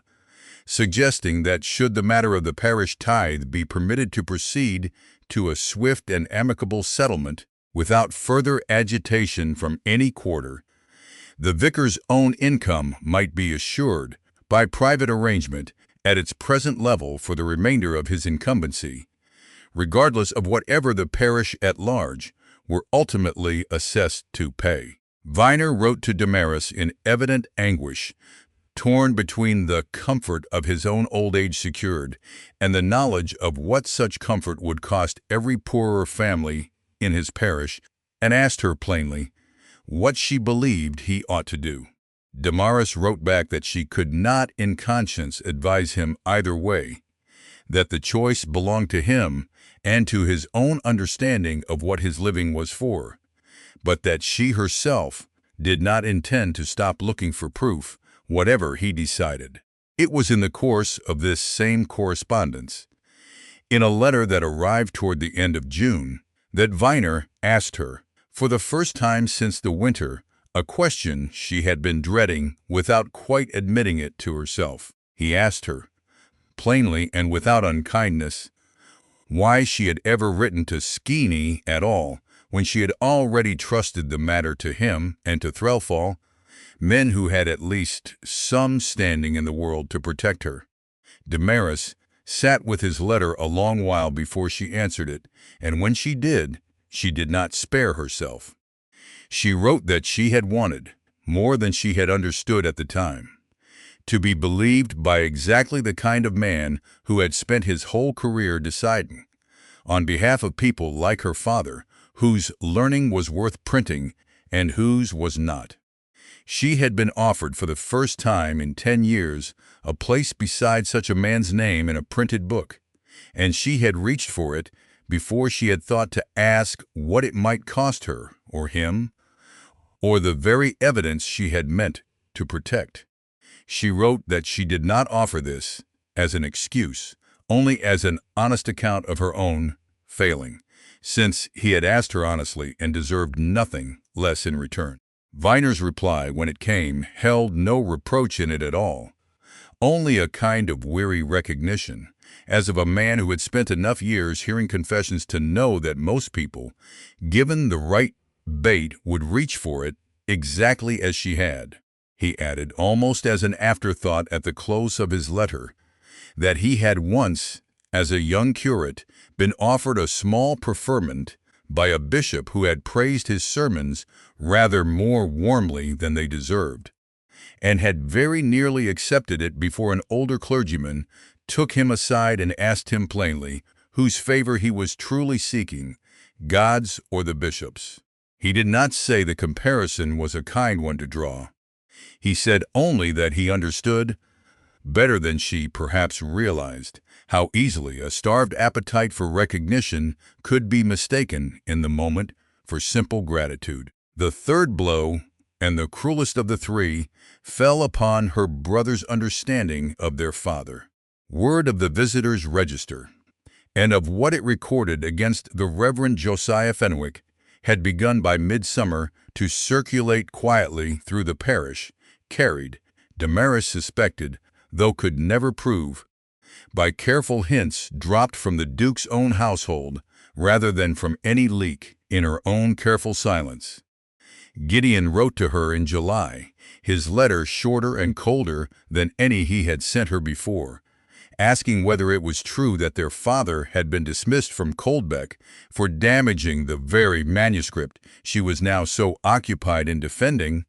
and whether she had known this and kept it from him. She wrote back that yes, she had known, and yes, she had kept it from him, and explained, as carefully as she could within the confines of a letter, that she did not believe their father had damaged anything at all, that she believed instead he had read a clause correctly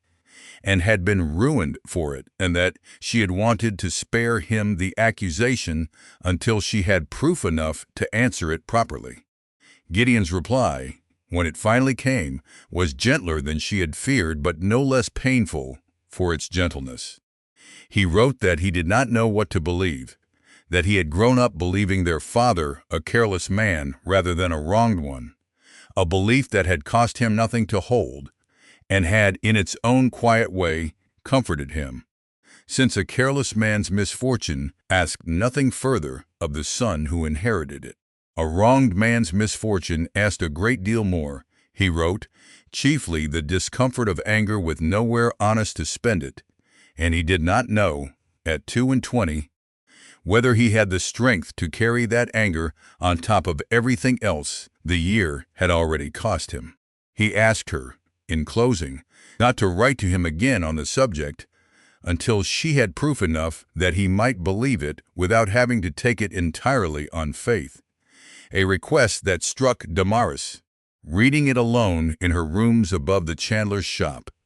as the loneliest sentence her brother had ever written her. Damaris read that letter more times than she cared to admit, and understood, with a clarity that did not make the pain of it any smaller, that the Duke's household had found, without her ever handing them the weapon directly, a way to turn her own silence against the very brother she had been trying to protect with it. She did not write to him again that summer on the subject, honoring the one request he had made of her, though she found the silence between them harder to bear than any of the letters that had come before it. Through all of this, she did not stop working. She wrote to the diocesan registry at York, inquiring after any earlier record of the parish's tithe, and learned that the original register of Coldbeck's tithe payments, kept at the parish itself before the practice had been centralized, had been lost entirely in a fire that swept through the vicarage in the year 1791, 45 years before,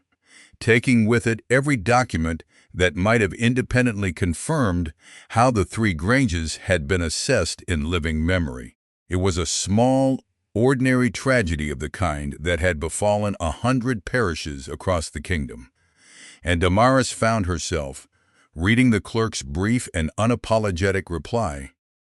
cursing a fire nearly half a century dead, as though it had been lit that very morning to spite her particularly. She wrote next to the chapter house in York, where a partial transcript of certain diocesan records was said to be kept, only to learn, after a delay of some weeks that cost her nearly a month of hope she could not easily spare, that the very volume she required had been withdrawn some months before, for the purposes of collation, by a scholar the clerk identified, without apparent suspicion, as Mr. Bartholomew Skene. She wrote a second letter, asking when the volume might be expected to return, and received an answer, only a vague assurance that Mr. Skene's scholarly labors were extensive and his borrowing privileges, as a former commissioner of long standing, not a matter the chapter house felt it proper to hurry. Damaris sat with that news for a long while, understanding, without quite being able to prove, that Skene was not merely defending his own work now, but actively closing every door that might lead to its correction. She wrote, in her frustration, to Threlfall once more, asking whether an expert opinion, freely given, might carry any weight at all before the assistant commissioner when the parish meeting was finally called. Threlfall's answer, kind but unflinching, told her what she had already begun to suspect. A scholar's opinion, however sincerely held, was not evidence. It was argument, and argument alone had never yet moved a commissioner to overturn a document that stood, on its face, in perfect order. She would need, he told her plainly, something a governess's word and an antiquarian's good opinion could never together provide, an independent record, made by some other hand entirely, confirming what the clause had always truly said. It was this letter, more than any other she received that summer, that sent Damaris looking in a direction she had not yet thought to try. If the clause at Coldbeck could not now prove itself, perhaps some other house bound by the same order and granted its privileges under the same formula had once been made to prove it for her. She spent the better part of August and September in the archive at York, working through case papers of the Court of Exchequer for want of any better place to begin, searching not for Coldbeck by name, which she had already learned would appear nowhere she had not already looked, but for any dispute touching the tithe exemptions once claimed by houses of the same order on the same grounds anywhere in the kingdom. It was slow, exhausting work, made no easier by the small sums she had to spend on lodging, and by the letters that continued to arrive from Gideon, still uncertain, still wounded, still asking questions she did not always know how to answer. The clerks at York knew her by sight within the first fortnight. A governess in gray who arrived when the doors opened and left only when the light failed, working through bundle after bundle of case papers tied in faded tape, most of them concerning disputes so ordinary and so long settled that no one had troubled to consult them in a generation. She read judgments touching boundary disputes and disputed wills, tithe suits between neighboring parishes, and more than one case that had nothing whatsoever to do with monastic land but which she read through regardless, unwilling to trust her own eye, enough to skip a bundle merely because its heading seemed unpromising. She found what she was looking for in the second week of September, in a case file grown brittle with age, concerning a dispute that had arisen some 240 years before, touching not Coldbeck at all, but a Cistercian house far to the south, in Lincolnshire, called Ravensden Abbey. The case, brought before the Court of Exchequer in the year 1594, had turned on precisely the question Damaris now carried in her own notebook. A landholder claiming descent from Ravensden's dissolved estates had sought to establish an ancient exemption from tithe over certain lands, citing the same formula of monastic privilege that ran through every house of that order: freedom over novalia, land newly broken by the monks' own hands and at their own charge. The court, in a judgment copied out in full in the case papers before her, had rejected the claim entirely, finding that the lands in question had been let to tenant farmers for generations past, and that whatever exemption the order's privileges had once conferred could not, by any honest construction, survive the letting of the land to hands other than the monk's own. She read the judgment through twice before she permitted herself to believe what she was reading. Her hands, she noticed distantly, not quite steady upon the brittle paper. It was not Coldbeck. It named no Grange she recognized,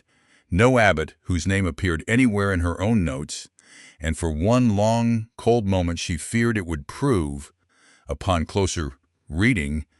to concern some different point of law entirely, a coincidence of language rather than a true parallel. But the more closely she read, the more exactly the two cases matched, not merely in the general shape of the dispute, but in the precise wording of the privilege itself, the same Latin formula, she was nearly certain, that had once stood whole on membrane 14 before Skeen's knife had found it. The judgment quoted the limiting formula, word for word, exactly as her father had once written it in the margin of the Coldbeck cartulary, exactly as the missing lines of membrane 14 had once read before Skeen's knife had found them. Damaris sat in the cold reading room at York with the case papers before her, and felt, for the first time in nearly a year, something that was not quite triumph but stood very close beside it. She did not have Coldbeck's own words any longer, but she had a court of law sitting 2 centuries and more before any dispute over Coldbeck had ever arisen, stating in its own voice, under its own authority, that the formula meant exactly what she had always said it meant, and that land let out to tenants could never honestly be claimed as land worked by monks' own hands. She had the clerk of the court prepare her an examined copy of the judgment, certified under his own hand, and carried it back to Coldbeck, folded carefully inside her father's old writing box, the safest place she owned. While Damaris had spent her summer in archives, the Duke had spent his gathering consent.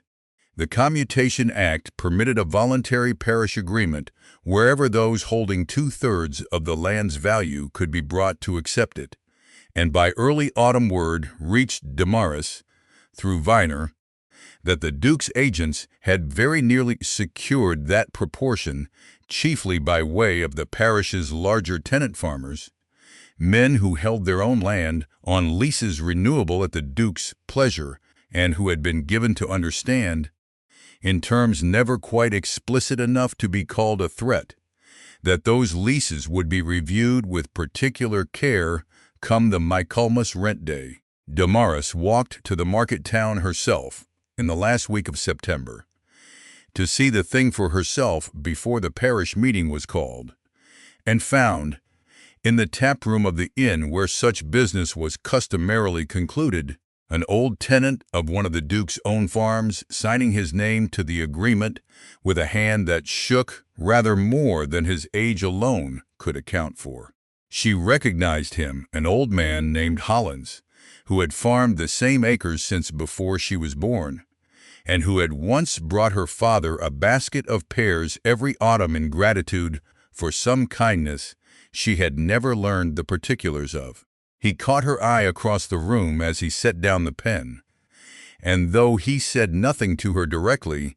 he inclined his head toward her with an expression she understood at once as an apology, the particular apology of a man who knows exactly what he is signing away and cannot afford the cost of refusing. She thought, watching him fold the paper and tuck it inside his coat, of how easily the law could be made to speak the language of consent, while meaning, underneath, only the language of fear, and understood a little better, that afternoon, why her father had thought it worth teaching her Latin at all, if only so that she might one day be able to read,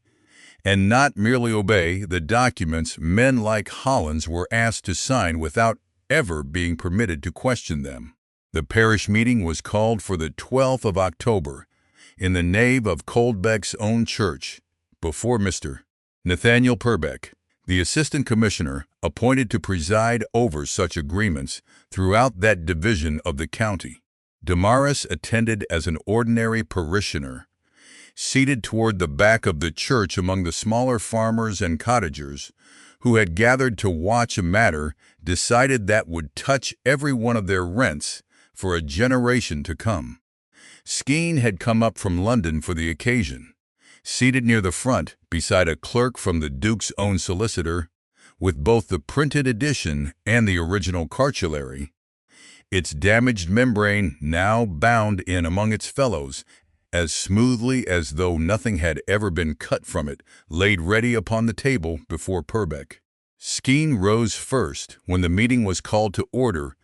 and gave a full account of the manuscript's history, its careful preparation for print, its long acceptance among scholars as an accurate and faithful record, and read aloud in a clear, confident voice the very passage that now agreed, in every particular, with his own addition. He spoke for the better part of half an hour, and spoke well, Damaris was forced to admit, listening from her seat near the back, with the easy authority of a man who had spent 30 years persuading rooms exactly like this one, that his word on old documents was as good as any document itself. He addressed Purbeck directly, and the assembled tenant farmers only occasionally, as though the true business of the meeting concerned learned men and commissioners rather than the cottagers whose rents would be settled by its outcome, and Damaris watched more than one farmer near her nod, along with his periods, without, she suspected, understanding a quarter of what he actually claimed. Viner, seated near the front in his official capacity as vicar, rose to speak against the agreement, but faltered badly under Skeen's easy authority, unable to point to anything beyond his own conviction that the reading given did not match what he understood the privilege to mean, a conviction Purbeck, courteous but plainly unmoved, noted for the record, without appearing to find it decisive. Damaris watched him sit down again, his shoulders bowed in a way that told her more clearly than any word could have how much that failure had cost a man who had staked 10 years of quiet conscience on this single afternoon. It was then from her seat near the back of the nave that Damaris rose. She had not been asked to speak, and had no formal standing to do so beyond her position as a parishioner of the church in which the meeting was held. But Purbeck, seeing her stand, and perhaps recalling some account of the previous November's dinner that had by now traveled a good deal further than the Duke would have wished, permitted her to be heard. She did not argue the clause on its own terms. She knew from Threlfall's honest counsel that her own reading, however correct, would carry no more weight now than it had carried at the dinner table. Instead, she produced the examined copy of the Ravensden judgment and asked Purbeck's leave to read it into the record. She read it slowly, in a clear voice pitched to carry to the back of the church where the cottagers sat, the judgment of the Court of Exchequer, delivered in the year 1594, concerning a house of the very same order,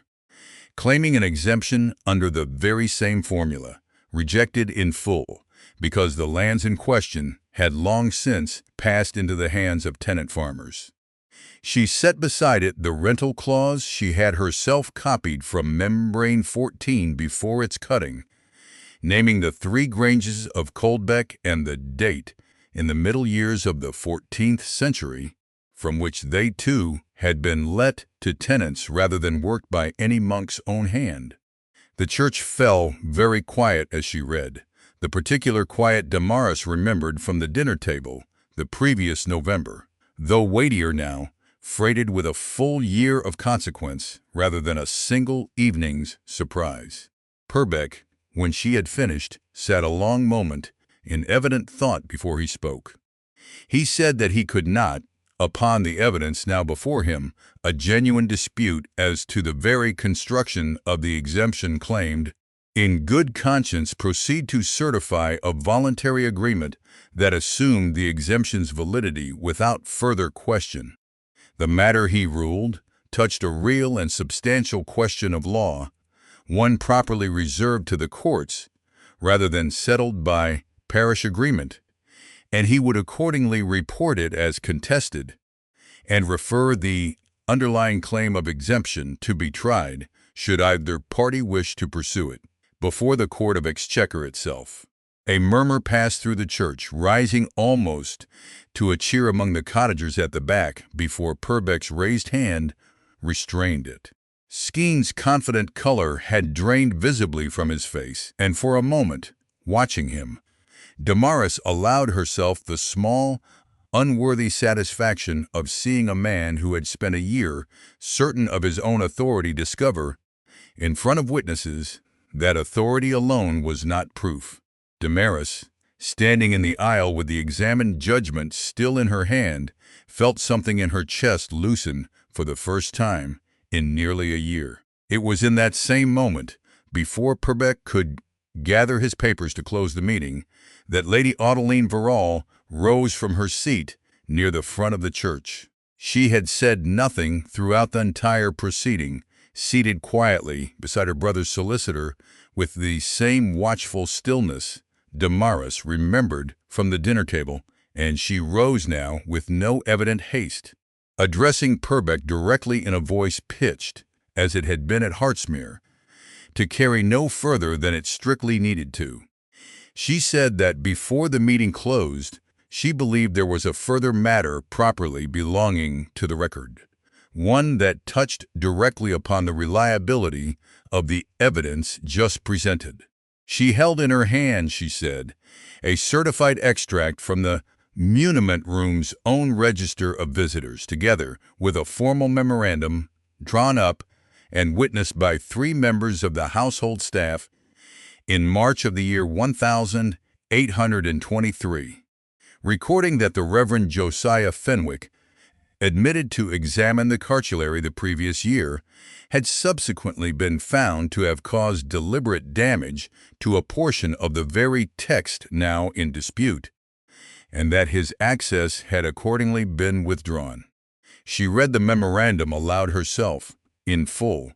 her voice never once rising above the level of ordinary conversation,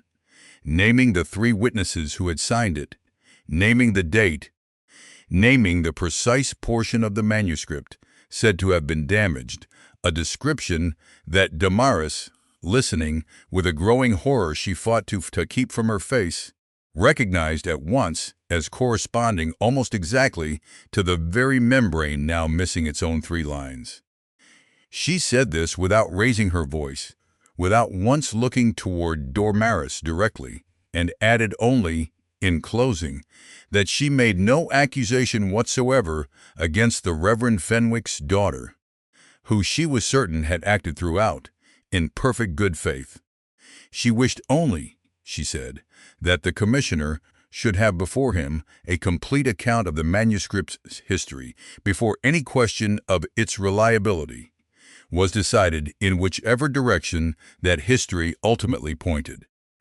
Purbeck received the memorandum with the same careful neutrality he had shown Damaris's own evidence, and noted, for the record, that the credibility of certain testimony now touching the case would require further examination before any final judgment could properly be reached. He did not withdraw his earlier ruling. The matter remained referred, contested, unresolved. But the church that had murmured so nearly to a cheer a moment before fell silent again, and Damaris felt every eye in the nave turned toward her, not with the warmth of the moment before, but with the particular, searching curiosity of people newly uncertain what to believe. She sat through the remainder of the meeting in a kind of frozen stillness, aware of little beyond the sound of her own pulse and the sensation entirely new to her of having been outmaneuvered by a woman who had not raised her voice once. She had come prepared to answer Latin with Latin, forgery with a certified judgment, and had never once considered that the surest way to defeat her would require no engagement with the clause at all, only the production of her own father's name.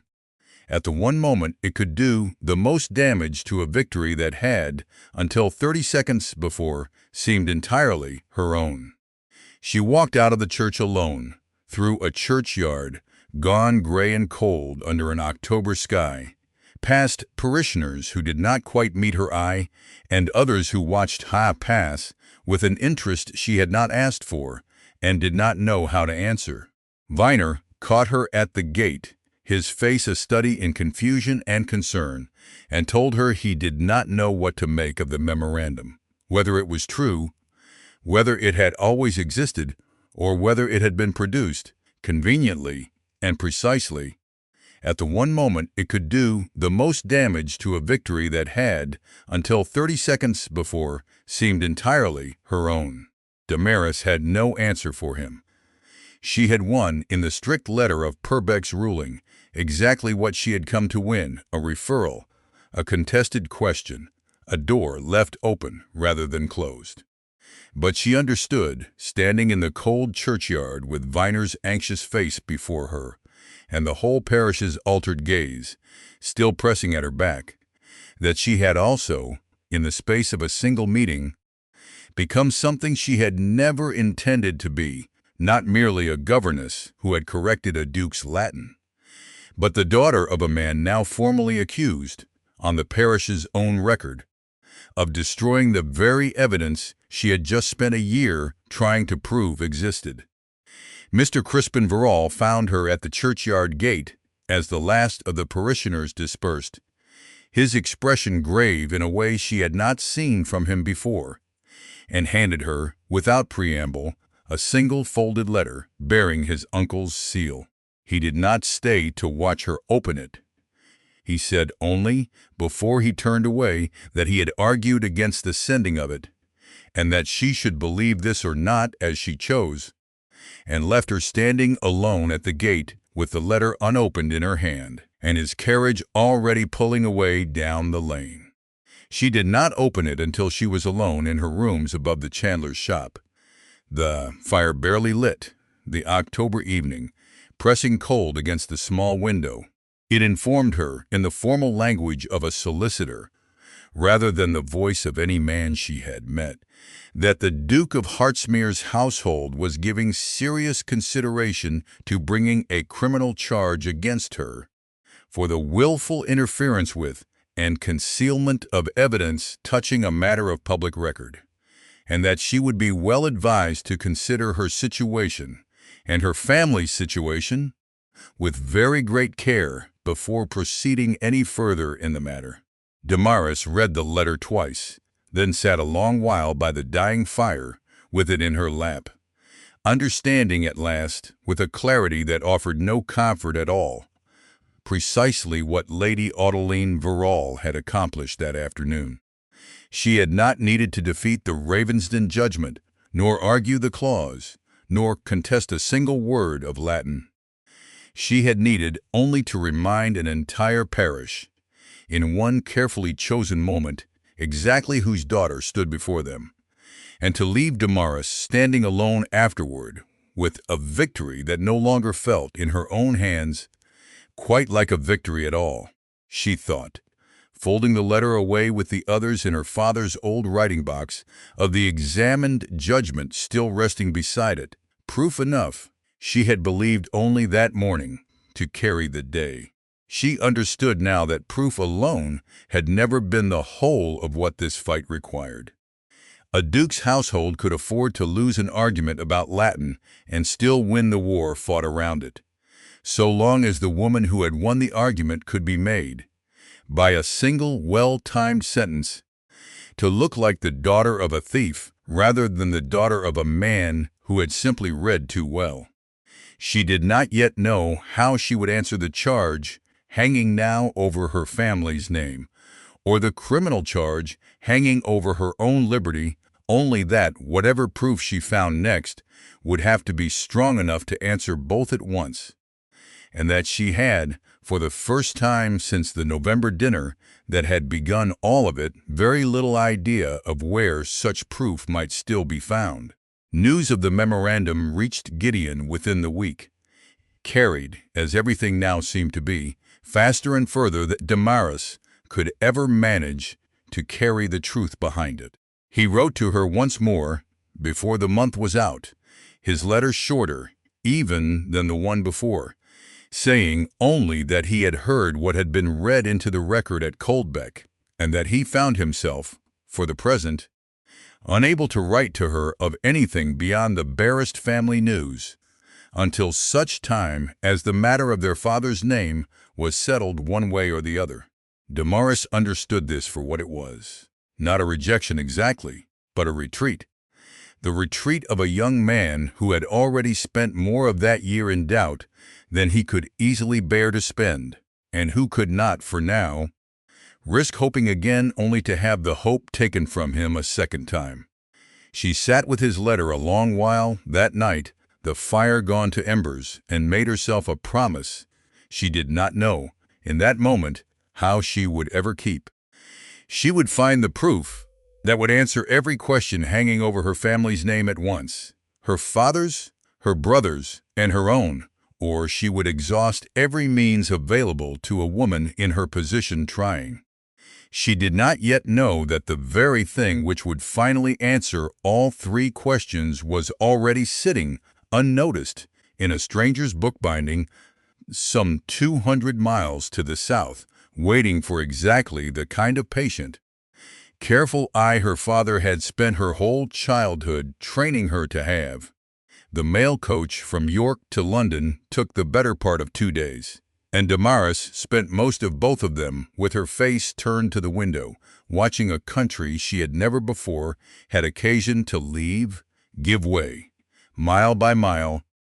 to towns larger and stranger than any she had known, until at last the coach rattled into the city itself on a wet November evening, and she stepped down into a noise and a press of people that made the West Riding, for all its own troubles, seem suddenly very small and very far behind her. She took lodgings in a narrow street off Chancery Lane, a single room above a stationer's shop, not unlike the chandler's in Coldbeck, though the smell here was of paper and printer's ink rather than tallow. and the sound through the floor was of a printing press rather than a rendering kettle. It was, she told herself, the natural home for a woman whose entire fortune now consisted of a trunk of books and a talent for reading old documents no one else could be troubled to read. And she set herself within days of her arrival to earning what living she could from that talent alone. She found the work more easily than she had feared. London, unlike the West Rhine, was full of solicitors and merchants who required documents copied, foreign correspondence translated, the occasional old deed or will rendered into plain English. For a client who could not make sense of its legal Latin, and Damaris, with her father's training and her own careful hand, found she could earn, in a good week, nearly as much as she had earned in a month at Ellerby Hall. She wrote to Viner and to Gideon, though Gideon's replies remained brief and guarded, and told them both, with more confidence than she entirely felt, that she was managing well enough, and that London, whatever else it was at least a city large enough to lose oneself in, when losing oneself seemed the wiser course. The confidence lasted a little under 2 months. It began with a letter that never reached her directly, addressed instead to a solicitor named Mr. Aldous, one of her steadiest clients, for whom she had copied a dozen sets of conveyancing papers over the course of the autumn. Mr. Aldous mentioned it to her himself, awkwardly, when she called to collect a new commission, a letter he had received, unsigned but written on paper of evident quality, informing him that the young woman he currently employed to copy his documents was presently the subject of an inquiry touching the interference with and concealment of an ancient manuscript in Yorkshire, and suggesting, in terms careful enough to avoid any direct accusation, that a solicitor of his standing might wish to consider whether such a person ought to be trusted with documents of a sensitive nature. Mr. Aldous told her, not unkindly, that he did not himself believe a word of it, but that he could not, in conscience to his own clients, continue to employ her while such a letter existed, however baseless he judged it to be. He paid her in full for the work already completed, and wished her well, and Damaris left his chambers with the distinct and sickening understanding that this would not be the only such letter sent that week. She was right. Within 6 weeks, 4 more of her regular clients had quietly ceased to send her work, none of them willing to say precisely why, though 2 let slip enough in their evasive apologies for Damaris to understand that the same unsigned letter, or one very like it, had reached them too. She had no legal charge laid against her, no summons, no formal accusation she could answer or refute. She had only the slow, deliberate erosion of every means she possessed of earning her own bread, conducted so quietly and so plausibly that she could point to no single act she might have called unjust before a magistrate, only a pattern she understood perfectly and could prove to no one. By the end of January, she had perhaps a third of the income she had commanded in November, and had begun, for the first time since her father's death, to reckon in earnest how many weeks her small remaining funds might last her. It was Threlfall, hearing of her difficulties through a letter she had tried, and largely failed, to keep free of complaint, who came to her assistance in the only way still open to him. He wrote that he could not compel the chapter house to return the volume Skene had borrowed, nor could his own good opinion, however sincerely offered, restore a single client to her books. But the government had lately begun, in preparation for the new arrangements soon to govern the nation's public records, a great inventory of the document collections scattered across half a dozen ancient repositories, an undertaking that required, in Threlfall's own words, more careful hands than careless enthusiasm, and he had, on the strength of his own long acquaintance with the men overseeing it, secured her a place among the copyists engaged for the work. The wage was modest, 1 shilling and 6 pence a day, scarcely enough by itself to keep her. But it came with something Damaris found she valued nearly as much as the money, a legitimate reason to be admitted, day after day, into precisely the kind of repository where a man like Bartholomew Skene might be found depositing his own papers alongside the nation's. She began the work in the second week of February, reporting each morning to a cold, crowded room where a dozen other copyists bent over ledgers and rolls under the supervision of a harried senior clerk who cared a great deal about accuracy and nothing whatsoever about the private history of any woman set to work beside him. It was in the course of that same February that Mr. Crispin Verrall wrote to her, the first letter she had received from him since the churchyard at Coldbeck. He wrote that he had, in the ordinary course of settling the estate's accounts for the previous year, come across an entry he could not satisfy himself was innocent, a payment of some considerable sum made in February of the previous year to Mr. Bartholomew Skene, recorded in the ledger only as an expense touching the restoration of certain family papers. He did not need to explain to her what he believed that payment had truly purchased. He wrote that he had gone, upon finding it, directly to the solicitor who managed the estate's legal affairs, intending to offer himself as a witness to what he had found, and had been told, in terms that left no room for negotiation, precisely why he could not. Everything he knew of the estate's affairs, the solicitor had explained to him. He knew as the estate's own counsel, protected by the same privilege that protected every client's confidence from their own advocate, and a barrister who attempted to testify against his own client on the strength of information gained in that capacity would not merely see his testimony disregarded as inadmissible. He would very likely see himself struck from the rolls of his profession, entirely his career ended by the very act meant to redeem it. He could not help her by speaking. The law that had trained him to serve the estate now bound him, absolutely, to its silence. There remained, he wrote, exactly one course open to him that the law did not forbid. He had resigned, that same week, from any further part in his uncle's legal affairs touching the Coldbeck matter, a resignation that would oblige the estate to engage new counsel entirely unfamiliar with 2 years of accumulated correspondence and argument, a delay he estimated, from his own knowledge of how such transitions customarily proceeded, at not less than 3 weeks and quite possibly longer. He was sorry, he wrote in closing, that this was the whole of what he could offer her,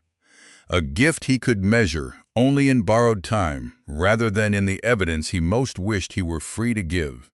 Damaris read his letter alone in her cold room above the stationer's shop, and found herself, to her own surprise, more moved by the confession of his helplessness than she had been by any of his earlier, more confident interventions. She did not see him. He did not come to London himself, nor did she expect him to, understanding as well as he did how carefully every appearance of contact between them would now be watched by both sides of a dispute that had, by February, made enemies and allies of people who had begun the whole affair as nothing more than strangers, seated at the same dinner table. It was 3 weeks after that letter, in the second week of March, that Lady Adeline Verville herself called upon Damaris in London. She came alone, without warning, and without any of the household grandeur that might have been expected to accompany a duke's sister into a stationer's narrow stairwell, dressed as plainly as she had been at the November dinner, and asked, with perfect courtesy, whether Damaris might spare her half an hour. Damaris admitted her, more from curiosity than from any real expectation of goodwill, and Lady Adeline came directly to her purpose with the same economy of speech Damaris remembered from the dinner table. She had come, she said, to make an offer, one she believed Damaris would find considerably more honest than her nephew's had been the previous spring, though she did not disguise that it, too, was intended to end the matter rather than to see it through. She proposed a settled annuity for Gideon Fenwick, sufficient to secure him a curacy of his own choosing, without dependence on any bishop's goodwill, together with a public statement issued under the family's own seal, formally withdrawing the accusation entered against the late Reverend Josiah Fenwick in the year 1823, and acknowledging that the finding against him had been made in error. In exchange, she asked only that Damaris withdraw entirely from the matter of the tithe exemption and pursue it no further in any court. Damaris sat a long while with the offer before she answered it, aware of how precisely it had been aimed at the one wound she carried that no judgment of any court could otherwise touch: her father's name, restored not by proof wrung unwillingly from an unfriendly court, but by the family's own voluntary word. She asked Lady Adeline at last whether such a statement, once issued, could be withdrawn again at the family's own future pleasure, should circumstances or convenience later change. Lady Adeline did not pretend to misunderstand the question. She said, with a candor Damaris had not expected, that any statement made privately by a family could in principle be qualified or retracted by that same family should they later find cause, though she did not think it likely in this instance. She added that a finding entered upon a court's own record, by contrast, could not so easily be unmade by anyone. Damaris told her that she understood the difference perfectly, and that it was precisely the difference that obliged her to refuse. A kindness that depended entirely on the goodwill of the family that had ruined her father in the first place was not, in the end, so very different from the ruin itself, only a gentler shape for the same power to take. She wanted her father's name restored by a court, on the strength of evidence no one's future convenience could quietly withdraw, or she did not want it restored at all. Lady Adeline received this answer without any visible sign of disappointment, rose and said only that she had expected as much, though she had thought the offer worth making regardless. At the door she paused, and said, in the same level voice she had used throughout, that she found she respected Damaris considerably more than she had expected to when she first asked. At a dinner table, nearly a year and a half before, where a governess had learned to argue like a scholar. She did not say this as a compliment precisely. She said it, Damaris thought afterward, the way one general might speak of another, whose strategy had proven, however inconveniently, sound. She left without another word, and within a fortnight, Damaris learned, through the senior clerk overseeing the record inventory, that her temporary employment there, engaged originally for a term of 6 months, would be concluded a full 2 months early, the funds allotted for her position, she was informed, having been unexpectedly redirected elsewhere. She did not need to ask who had arranged the redirection. She understood, hearing the news, that Lady Adeline Verrall did not accept a refusal gracefully, so much as she simply began, at once and without visible anger, to remove whatever ground her opponent still stood upon. Damaris had, by her own reckoning,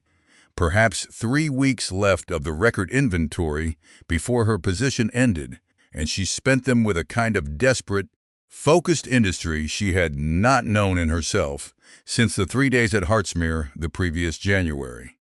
She turned the problem over as her father had taught her to turn over any difficult passage, not by asking what she wished were true, but by asking what the physical facts before her actually permitted. Somewhere, she reasoned, sitting alone in her cold room with the fire barely lit, a strip of vellum some 2 inches wide had been cut from membrane 14 and had not simply vanished into air. Vellum was not paper to be fed carelessly into a fire and forgotten. It was durable, valuable, difficult to come by, and a man who had spent 30 years among documents, a man who understood exactly what such a strip was worth and how carefully such things were customarily used, was not, she suspected, a man inclined to waste it. She thought of every use she had ever seen made of odd scraps of vellum in her father's own small collection of books, the guards sewn into the spine of a rebound volume to strengthen its gathering, the strips used to reinforce a weakened joint, the offcuts kept by careful binders precisely because good vellum, unlike paper, never truly lost its usefulness merely for having been cut from something larger. A binder did not burn such a thing. He set it aside and used it, sooner or later, in some new book of his own making. She thought, then, of Skeen's own habits, remembered from the single visit he had paid her at Ellerby Hall, and from every letter she had since received from him, a man who spoke often and with evident pride of preparing his own working papers, who had told her once, in an idle aside, she had not thought to weigh, at the time, that he had long since learned to bind his own notebooks rather than pay a stationer's prices for the privilege. Since a man handling old vellum every day of his working life had no excuse for wasting good material on a task any careful amateur could manage for himself. If Skeen bound his own books, and if he had kept the strip cut from membrane 14 rather than destroyed it, then the strip itself might still exist. Sewn into the spine of some working notebook, Skeen had assembled sometime after February of the previous year, quite possibly among the very volumes now passing through the inventory Damaris herself had been engaged to catalogue. She spent the better part of 4 days, working later each evening than her official hours are strictly required, examining every notebook and working volume that passed across her table, bearing any connection, however slight, to Mr. Bartholomew Skeen's name, a search made possible only by the peculiar, temporary authority her own position within the inventory afforded her, an authority she understood would end entirely within a fortnight and might never again be so easily available to her. She found it on the 4th evening, in a volume of collation notes Skeeny had evidently kept for his own use during the very months he had been revising his account of the Coldbeck cartulary, bound, as she had suspected, in his own hand, the boards covered in plain cloth, the spine reinforced in the manner of an economical binder, working with whatever suitable material lay to hand, with 3 narrow strips of vellum sewn in beneath the cloth to strengthen the gathering. The middle strip bore writing. She worked it free from beneath the cloth as gently as her father's old penknife would allow, her hands shaking rather more than the cold alone could account for, and found, running along its length in a hand she recognized instantly and would have recognized anywhere, 3 lines of Latin, broken at both ends where the strip had been trimmed to its present width, but legible enough, in the portion that remained, to read the closing words of the very clause she had corrected at a dinner table nearly 2 years before, concerning labor performed by the monks' own hands and at their own expense, and beneath it, the opening words of a rental rubric, naming a grange she knew at once to be Rhinemore. She sat with the strip in her open palm for a long while, not trusting herself to move, aware that she held, at last, the one thing every court in England would recognize as evidence, rather than argument, a physical fragment of the original manuscript itself, cut from the very membrane whose absence had cost her a year and a half of her life. But she understood, even in that first flush of triumph,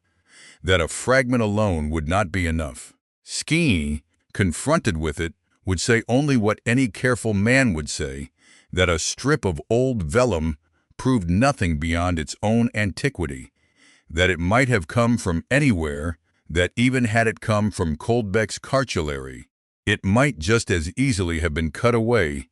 by the very man now accused of forging the printed edition, the Reverend Josiah Fenwick himself, exactly as the household's own memorandum of 1823 had claimed. A strip discovered in Skeen's bookbinding proved only that Skeen possessed it,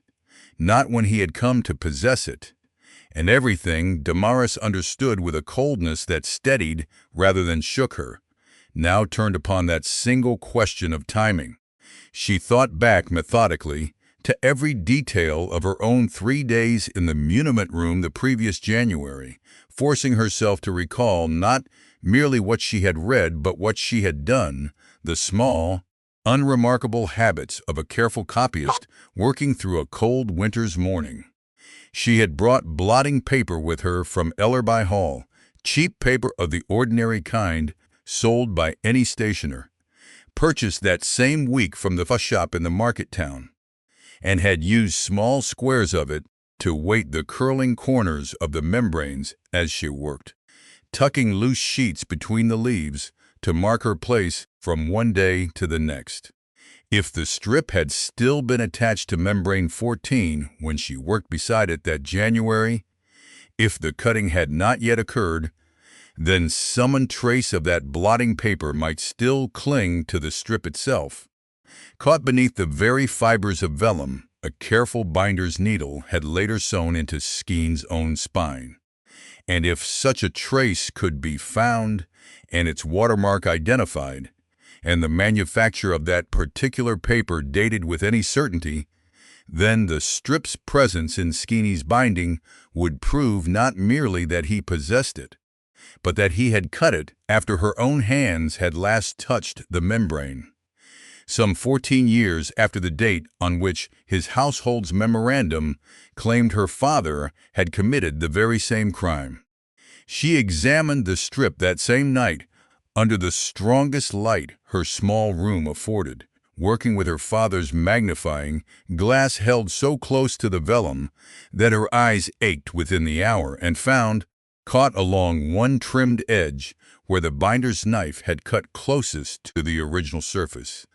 a single fine fiber of paper, pale and faintly discolored, pressed so firmly into a fold of the vellum that it had evidently been trapped there before the strip was ever sewn into its present binding. She could not read a watermark in so small a fragment, not with any certainty, not alone in a rented room at midnight. But she knew precisely what kind of paper it resembled,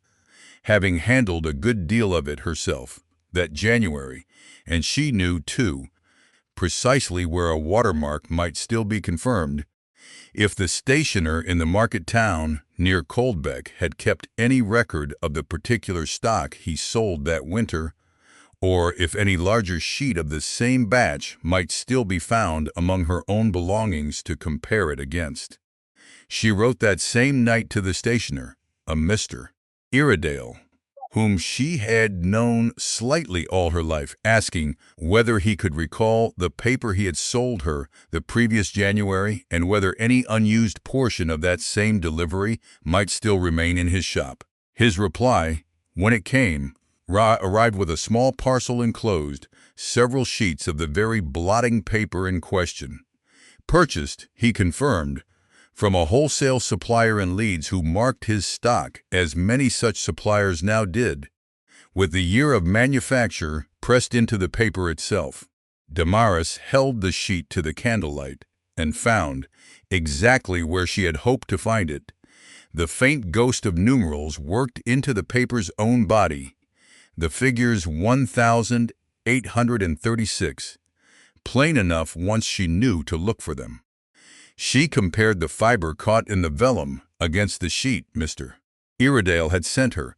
holding both beneath the magnifying glass at once, and found the weight, the faint blue tint, the particular loose weave of the fibers matched so closely that she could not, examining them side by side,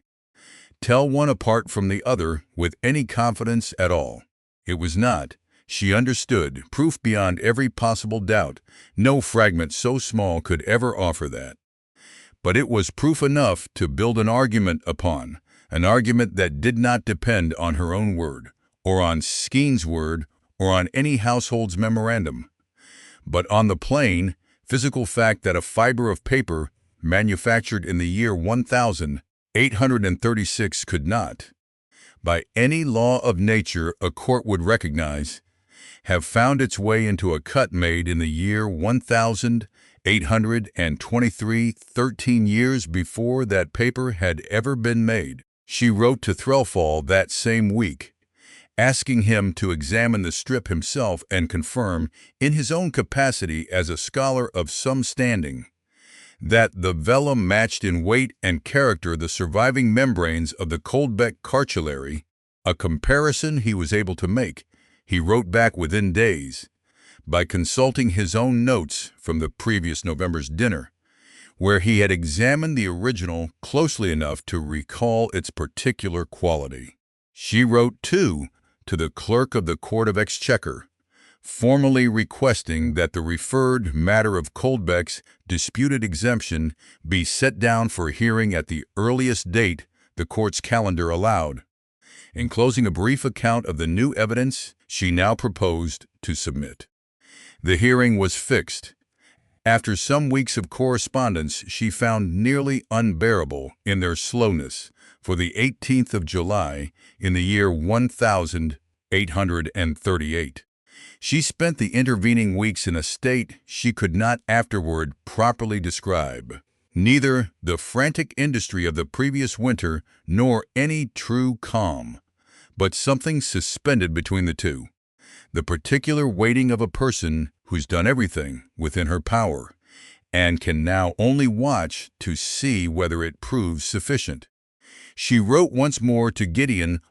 a longer letter than any she had sent him in months, telling him plainly what she had found and what she now intended to do with it, and asking nothing of him in return beyond his patience a little longer. His reply, when it came, was the first in nearly a year to hold any real warmth in it, a single line,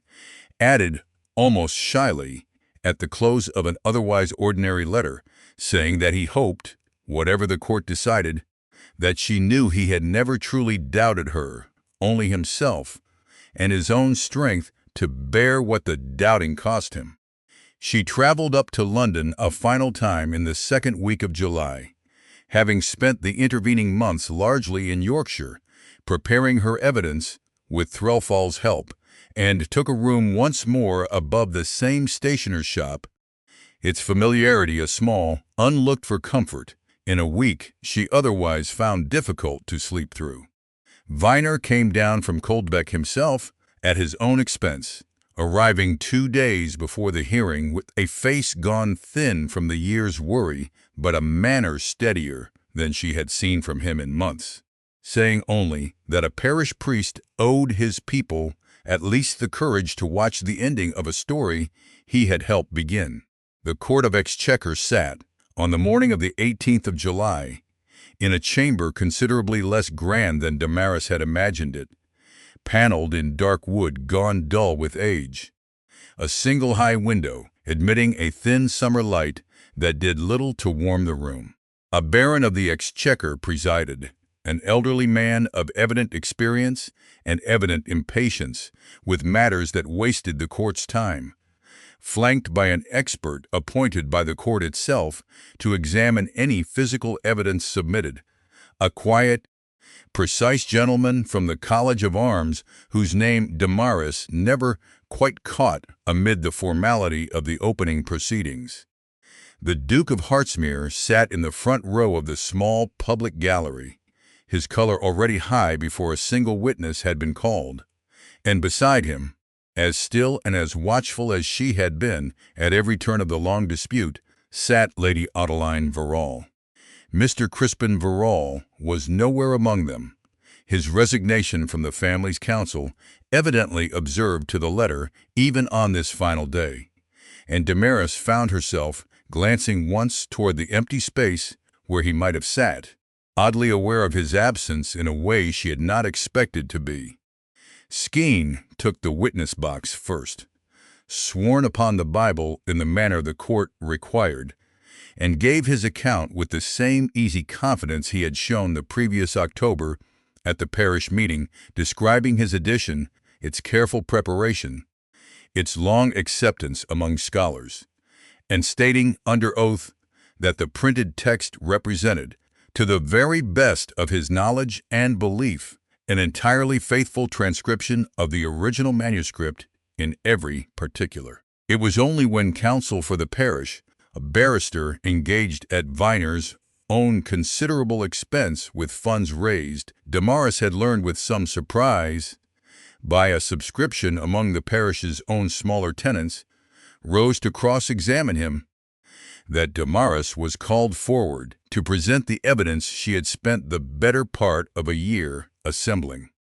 She approached the witness box aware of every eye in the small chamber upon her, aware, too, of a stillness in herself she had not expected to find. The particular calm of a person who has rehearsed an argument so many times in solitude that its delivery, however momentous the occasion, feels almost like the recitation of a well-known lesson. She laid out her evidence in the order she had planned it, methodically, refusing to be hurried even when the Duke's newly engaged counsel, a sharp-featured young man who had evidently mastered the file only in the 3 weeks Crispin's resignation had bought her, attempted more than once to interrupt her account. She produced first the strip itself and invited the court's own expert to examine it directly, watching him turn it beneath his glass with the same careful, unhurried attention she had once turned upon the original membrane, comparing its weight and grain against a sample of the surviving cartulary the court had ordered, produced for the purpose. She showed next how the cut edge of the strip aligned when laid against a careful tracing she had made of membrane 14's own damaged margin, matching not merely in width but in the particular angle of the binder's knife, a detail the expert confirmed, after some minutes of close comparison, could not easily be explained as coincidence. She showed the faint ruled lines still visible beneath the ink of the strip's surviving text, and demonstrated, laying the strip once more against her own careful notes of the membrane's original ruling, that the spacing matched precisely, line for line, the pattern of the original clerk's hand throughout the register. She showed, too, the faint offset of ink visible upon the strip's reverse, the ghostly mirror of text that had once faced it on the folio beneath, a mark that could only have been made by long and direct contact with membrane 13, the leaf immediately preceding the one now missing its own final lines. It was when she came to the fiber of paper caught within the vellum's own fold that Skeen, recalled to answer her account, made the objection Damaris had known he would make. He said, with the same confident ease that had carried him through every previous encounter, that a scrap of vellum, however genuine its origin, proved nothing whatsoever as to when it had been cut. Such a strip, he suggested, might easily have been kept aside for years by whoever first removed it, whether in the year 1823, as the household's own memorandum plainly recorded, or at any point thereafter, before finding its eventual use in a binder's spine. Damaris had prepared for precisely this objection, and answered it now with the 2 pieces of evidence she had saved deliberately for this exact moment. She produced first Mr. Iredale's letter and the accompanying sample of blotting paper, its watermark plainly visible beneath the court's own light, bearing the numerals 1836 pressed into its very fiber, and set beside it the fragment caught within the strip's own fold, inviting the expert once more to compare the 2 beneath his glass. She watched him work in silence for what felt an unbearably long minute, watched him incline his head slightly, and heard him confirm, in the careful language of a man unwilling to overstate his own certainty that the fiber's weight, tint, and weave were consistent with the sample provided, and that he could find no feature in either to suggest they came from different stock. Then, before Skeen could recover his composure sufficiently to frame a fresh objection, Damaris produced the final piece of her evidence. A volume Threlfall had himself retrieved, at her request, from the chapter house at York some weeks before. The very notebook of collation notes, from whose spine she had drawn the strip, and turned it to a page near its opening, where Skeen's own hand had recorded, in the ordinary way of a careful man keeping account of his own working materials, the date upon which the volume had been bound entered plainly as the month of March in the year 1837. The chamber, which had held a low, constant murmur of whispered commentary throughout the morning, fell entirely silent. Damaris said, in a voice she kept level with some effort, that a fiber of paper manufactured in the year 1836 could not, by any account she understood the physical world to permit, have found its way into a cut made 14 years earlier, in the year 1823. It could, however, very easily have found its way into a cut made in the early months of the year 1837, precisely the period during which she herself had worked beside membrane 14 using paper of that exact manufacture, and precisely the period, by Mr. Skeen's own hand, in which the very notebook now before the court had been bound. Skeen, pressed by counsel for the parish to account for the date recorded in his own hand, attempted first to suggest an error of memory, then a coincidence of timing, and finally fell into a silence of his own, unable to offer any account that did not require the court to believe either that vellum aged backward through time or that his own careful records had, on this single occasion alone, been mistaken. The Baron, when at last he called the chamber to order, did not take long to deliver his judgment. He found, upon the whole of the evidence presented, that the exemption claimed over the lands in question could not be sustained. The original privilege, having plainly extended only to land, worked by the monk's own hands. Land, which the rental clause, now restored to the record by the testimony given, showed conclusively to have been let to tenant farmers since the middle years of the 14th century. He found, further, that the printed edition relied upon by the Duke's household had been materially and deliberately altered subsequent to its original preparation, and that the alteration appeared, upon the evidence, to have been the work of Mr. Bartholomew Skeen himself, a finding he directed to be communicated to the appropriate authorities for such further action as they saw fit to take regarding the sworn testimony given that morning. The voluntary agreement that had once seemed so nearly certain was declared void. With the deadline for any fresh voluntary settlement now only weeks away, the parish of Coldbeck Magna would proceed instead to a compulsory award, its tithe fixed by the Commissioner's own calculation rather than by any negotiation the Duke's household might otherwise have hoped to shape in its favor. Damaris stood at the front of the small chamber as the judgment was read, aware of very little beyond the sound of her own heartbeat and the strange, hollow calm that follows a labor finally set down. She did not look toward the Duke, seated somewhere behind her in the gallery, nor did she need to. She heard quite clearly in the silence that followed the Baron's final words, the sound of a single chair scraping back, and the measured tread of a man leaving a room he had entered certain of victory, and was now leaving in something considerably less than triumph. Without a word to anyone, without so much as a backward glance toward the woman who had cost him, in the end, very nearly everything he had spent 2 years trying to protect. Lady Adeline Verrall found her afterward, in the corridor outside the chamber, as the last of the spectators dispersed into the July afternoon. She said nothing of the judgment itself, offered no concession and no complaint, only remarked, in the same level voice she had used at every previous meeting between them, that people generally revealed themselves most plainly at the point where they were tempted to economize. A small remark, she said, that she had found useful more than once in her own life, and thought Damaris might find useful in hers. Then she inclined her head, the same careful, measuring inclination Damaris remembered from a dinner table nearly 2 years before,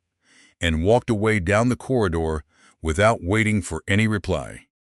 The consequences of that July morning did not fall upon the Duke of Hartsmere all at once, but they fell upon him with a thoroughness that Damaris,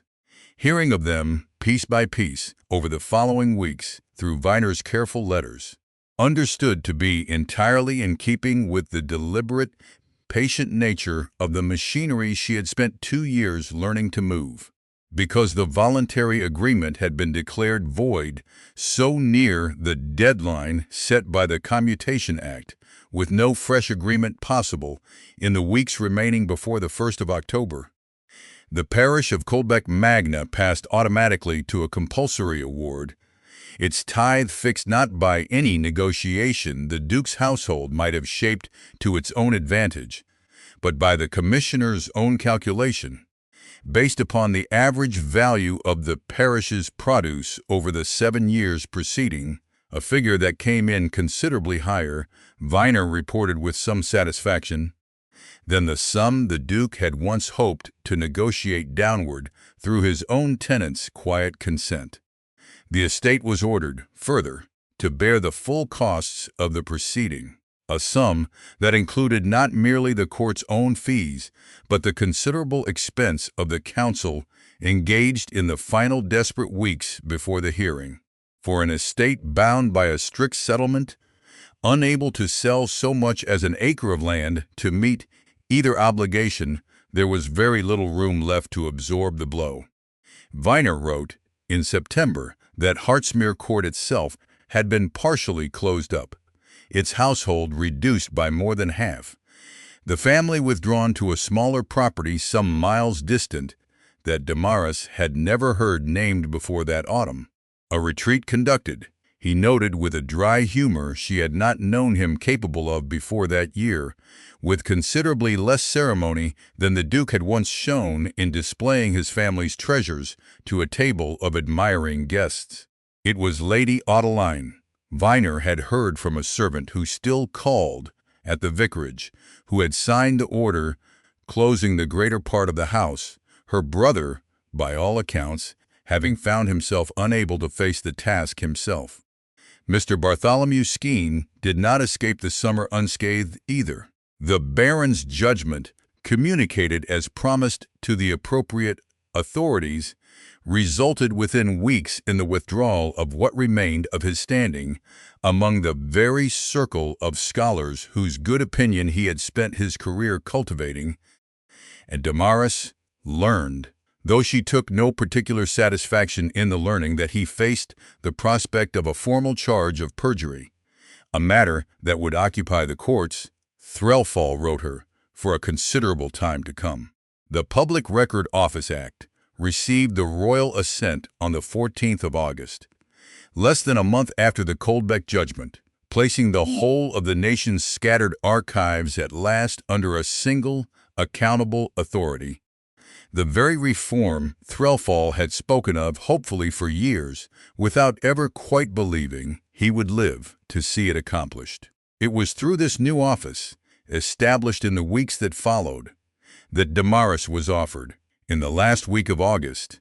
a position she had not thought to hope for even in her most private imaginings, a formal and salaried post assisting in the calendaring and translation of ancient charters and deeds, her name to appear, as a matter of ordinary practice rather than any special favor, upon the published catalogues her work helped produce. She accepted the position within the week, and stood on her first morning in a room not unlike the muniment room at Hartsmere in its shelves and its cold northern light. Though this room belonged to no duke, and its records belonged, in the fullest sense the new act intended, to the nation itself, rather than to any single family's private pleasure. Gideon received, that same autumn, the offer of a curacy in a parish some distance to the south, secured, Damaris understood, though he did not say so directly, on the strength of a bishop no longer troubled by any whisper of scandal attached to the Fenwick name, the household memorandum of 1,823 having been formally struck from the record as part of the Exchequer's own judgment. He wrote to her at length, for the first time in nearly a year, a letter free at last of the careful distance that had marked his correspondence since the previous summer, telling her that he had gone, before taking up his new post, to visit their father's grave for the first time since the funeral, and had stood there a long while, trying to decide what he owed a man he had spent a decade believing careless rather than wronged. He did not say he had reached any final answer. He said only that he had begun at last to ask the question honestly, which seemed to Damaris, reading his letter in her new lodgings in London, very nearly everything she could have asked of him. Viner kept his living, and his £410. The parish school remained open, and the almshouse roof, he wrote with evident satisfaction, the following spring was finally repaired in full. He wrote her occasionally still long, discursive letters full of parish news and small observations on the state of the world, and signed each one, in a habit he had adopted some time during the darkest months of the dispute and never troubled to break, as her most grateful and most humbled friend. Mr. Crispin Verrall came to London in the first week of September, some weeks after the judgment, and called upon her without warning, much as his aunt had done the previous March, though his manner, standing in the small parlor of her new lodgings, held none of Lady Audeline's careful economy. He told her, somewhat awkwardly, that his uncle's affairs no longer required his particular attention, the estate having engaged counsel considerably more experienced than himself in the delicate work of recovery, and that he found himself, for the first time in some years, with rather more freedom to choose his own occupation than his family's needs had previously allowed him. He did not propose to her that afternoon, nor did she expect him to, understanding, as well as he seemed to, that whatever stood between them had been built, over nearly 2 years, out of arguments and letters, and a single unbearable offer of £70, and was not the kind of thing easily hurried toward any conventional conclusion. He asked her only, with a diffidence she had not seen from him before,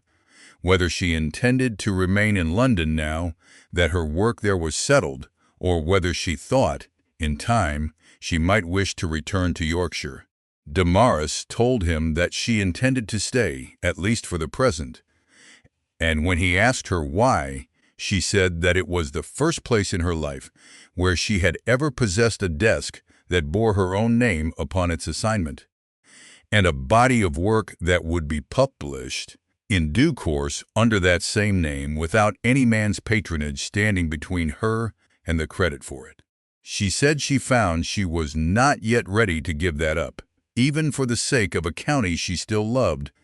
and a man whose company, she admitted, watching something ease in his expression as she said it,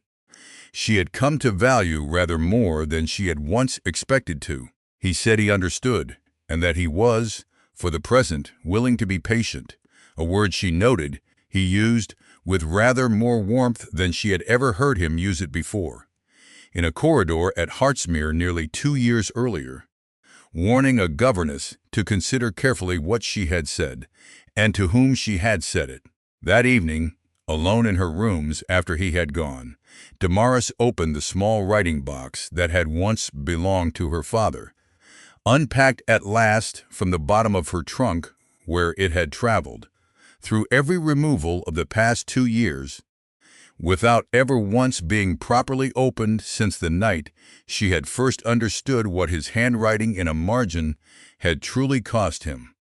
She lifted out the old Latin dictionary, its spine cracked from decades of use, the same volume he had taught her from as a child by candlelight in a vicarage parlor, long since passed into other hands, and set it upon the desk the new office had assigned her,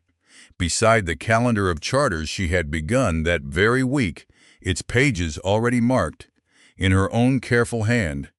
with the first of what she expected would be a great many corrections to records other scholars had, for want of patience or honesty, allowed to stand uncorrected for far too long. She did not think, setting the dictionary down, of triumph exactly, nor even of vindication, though both had come to her in their own measure that summer. She thought, instead of a 9-year-old girl creeping down a vicarage stair to ask her father why a single word mattered so much when no one in the parish would ever trouble to read it correctly either way, and of the answer he had given her, that a word left uncorrected today became a fact tomorrow, and a fact once settled was a very heavy thing to move again.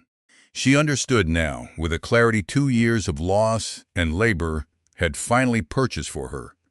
that he had not been teaching her merely to read. He had been teaching her, all along,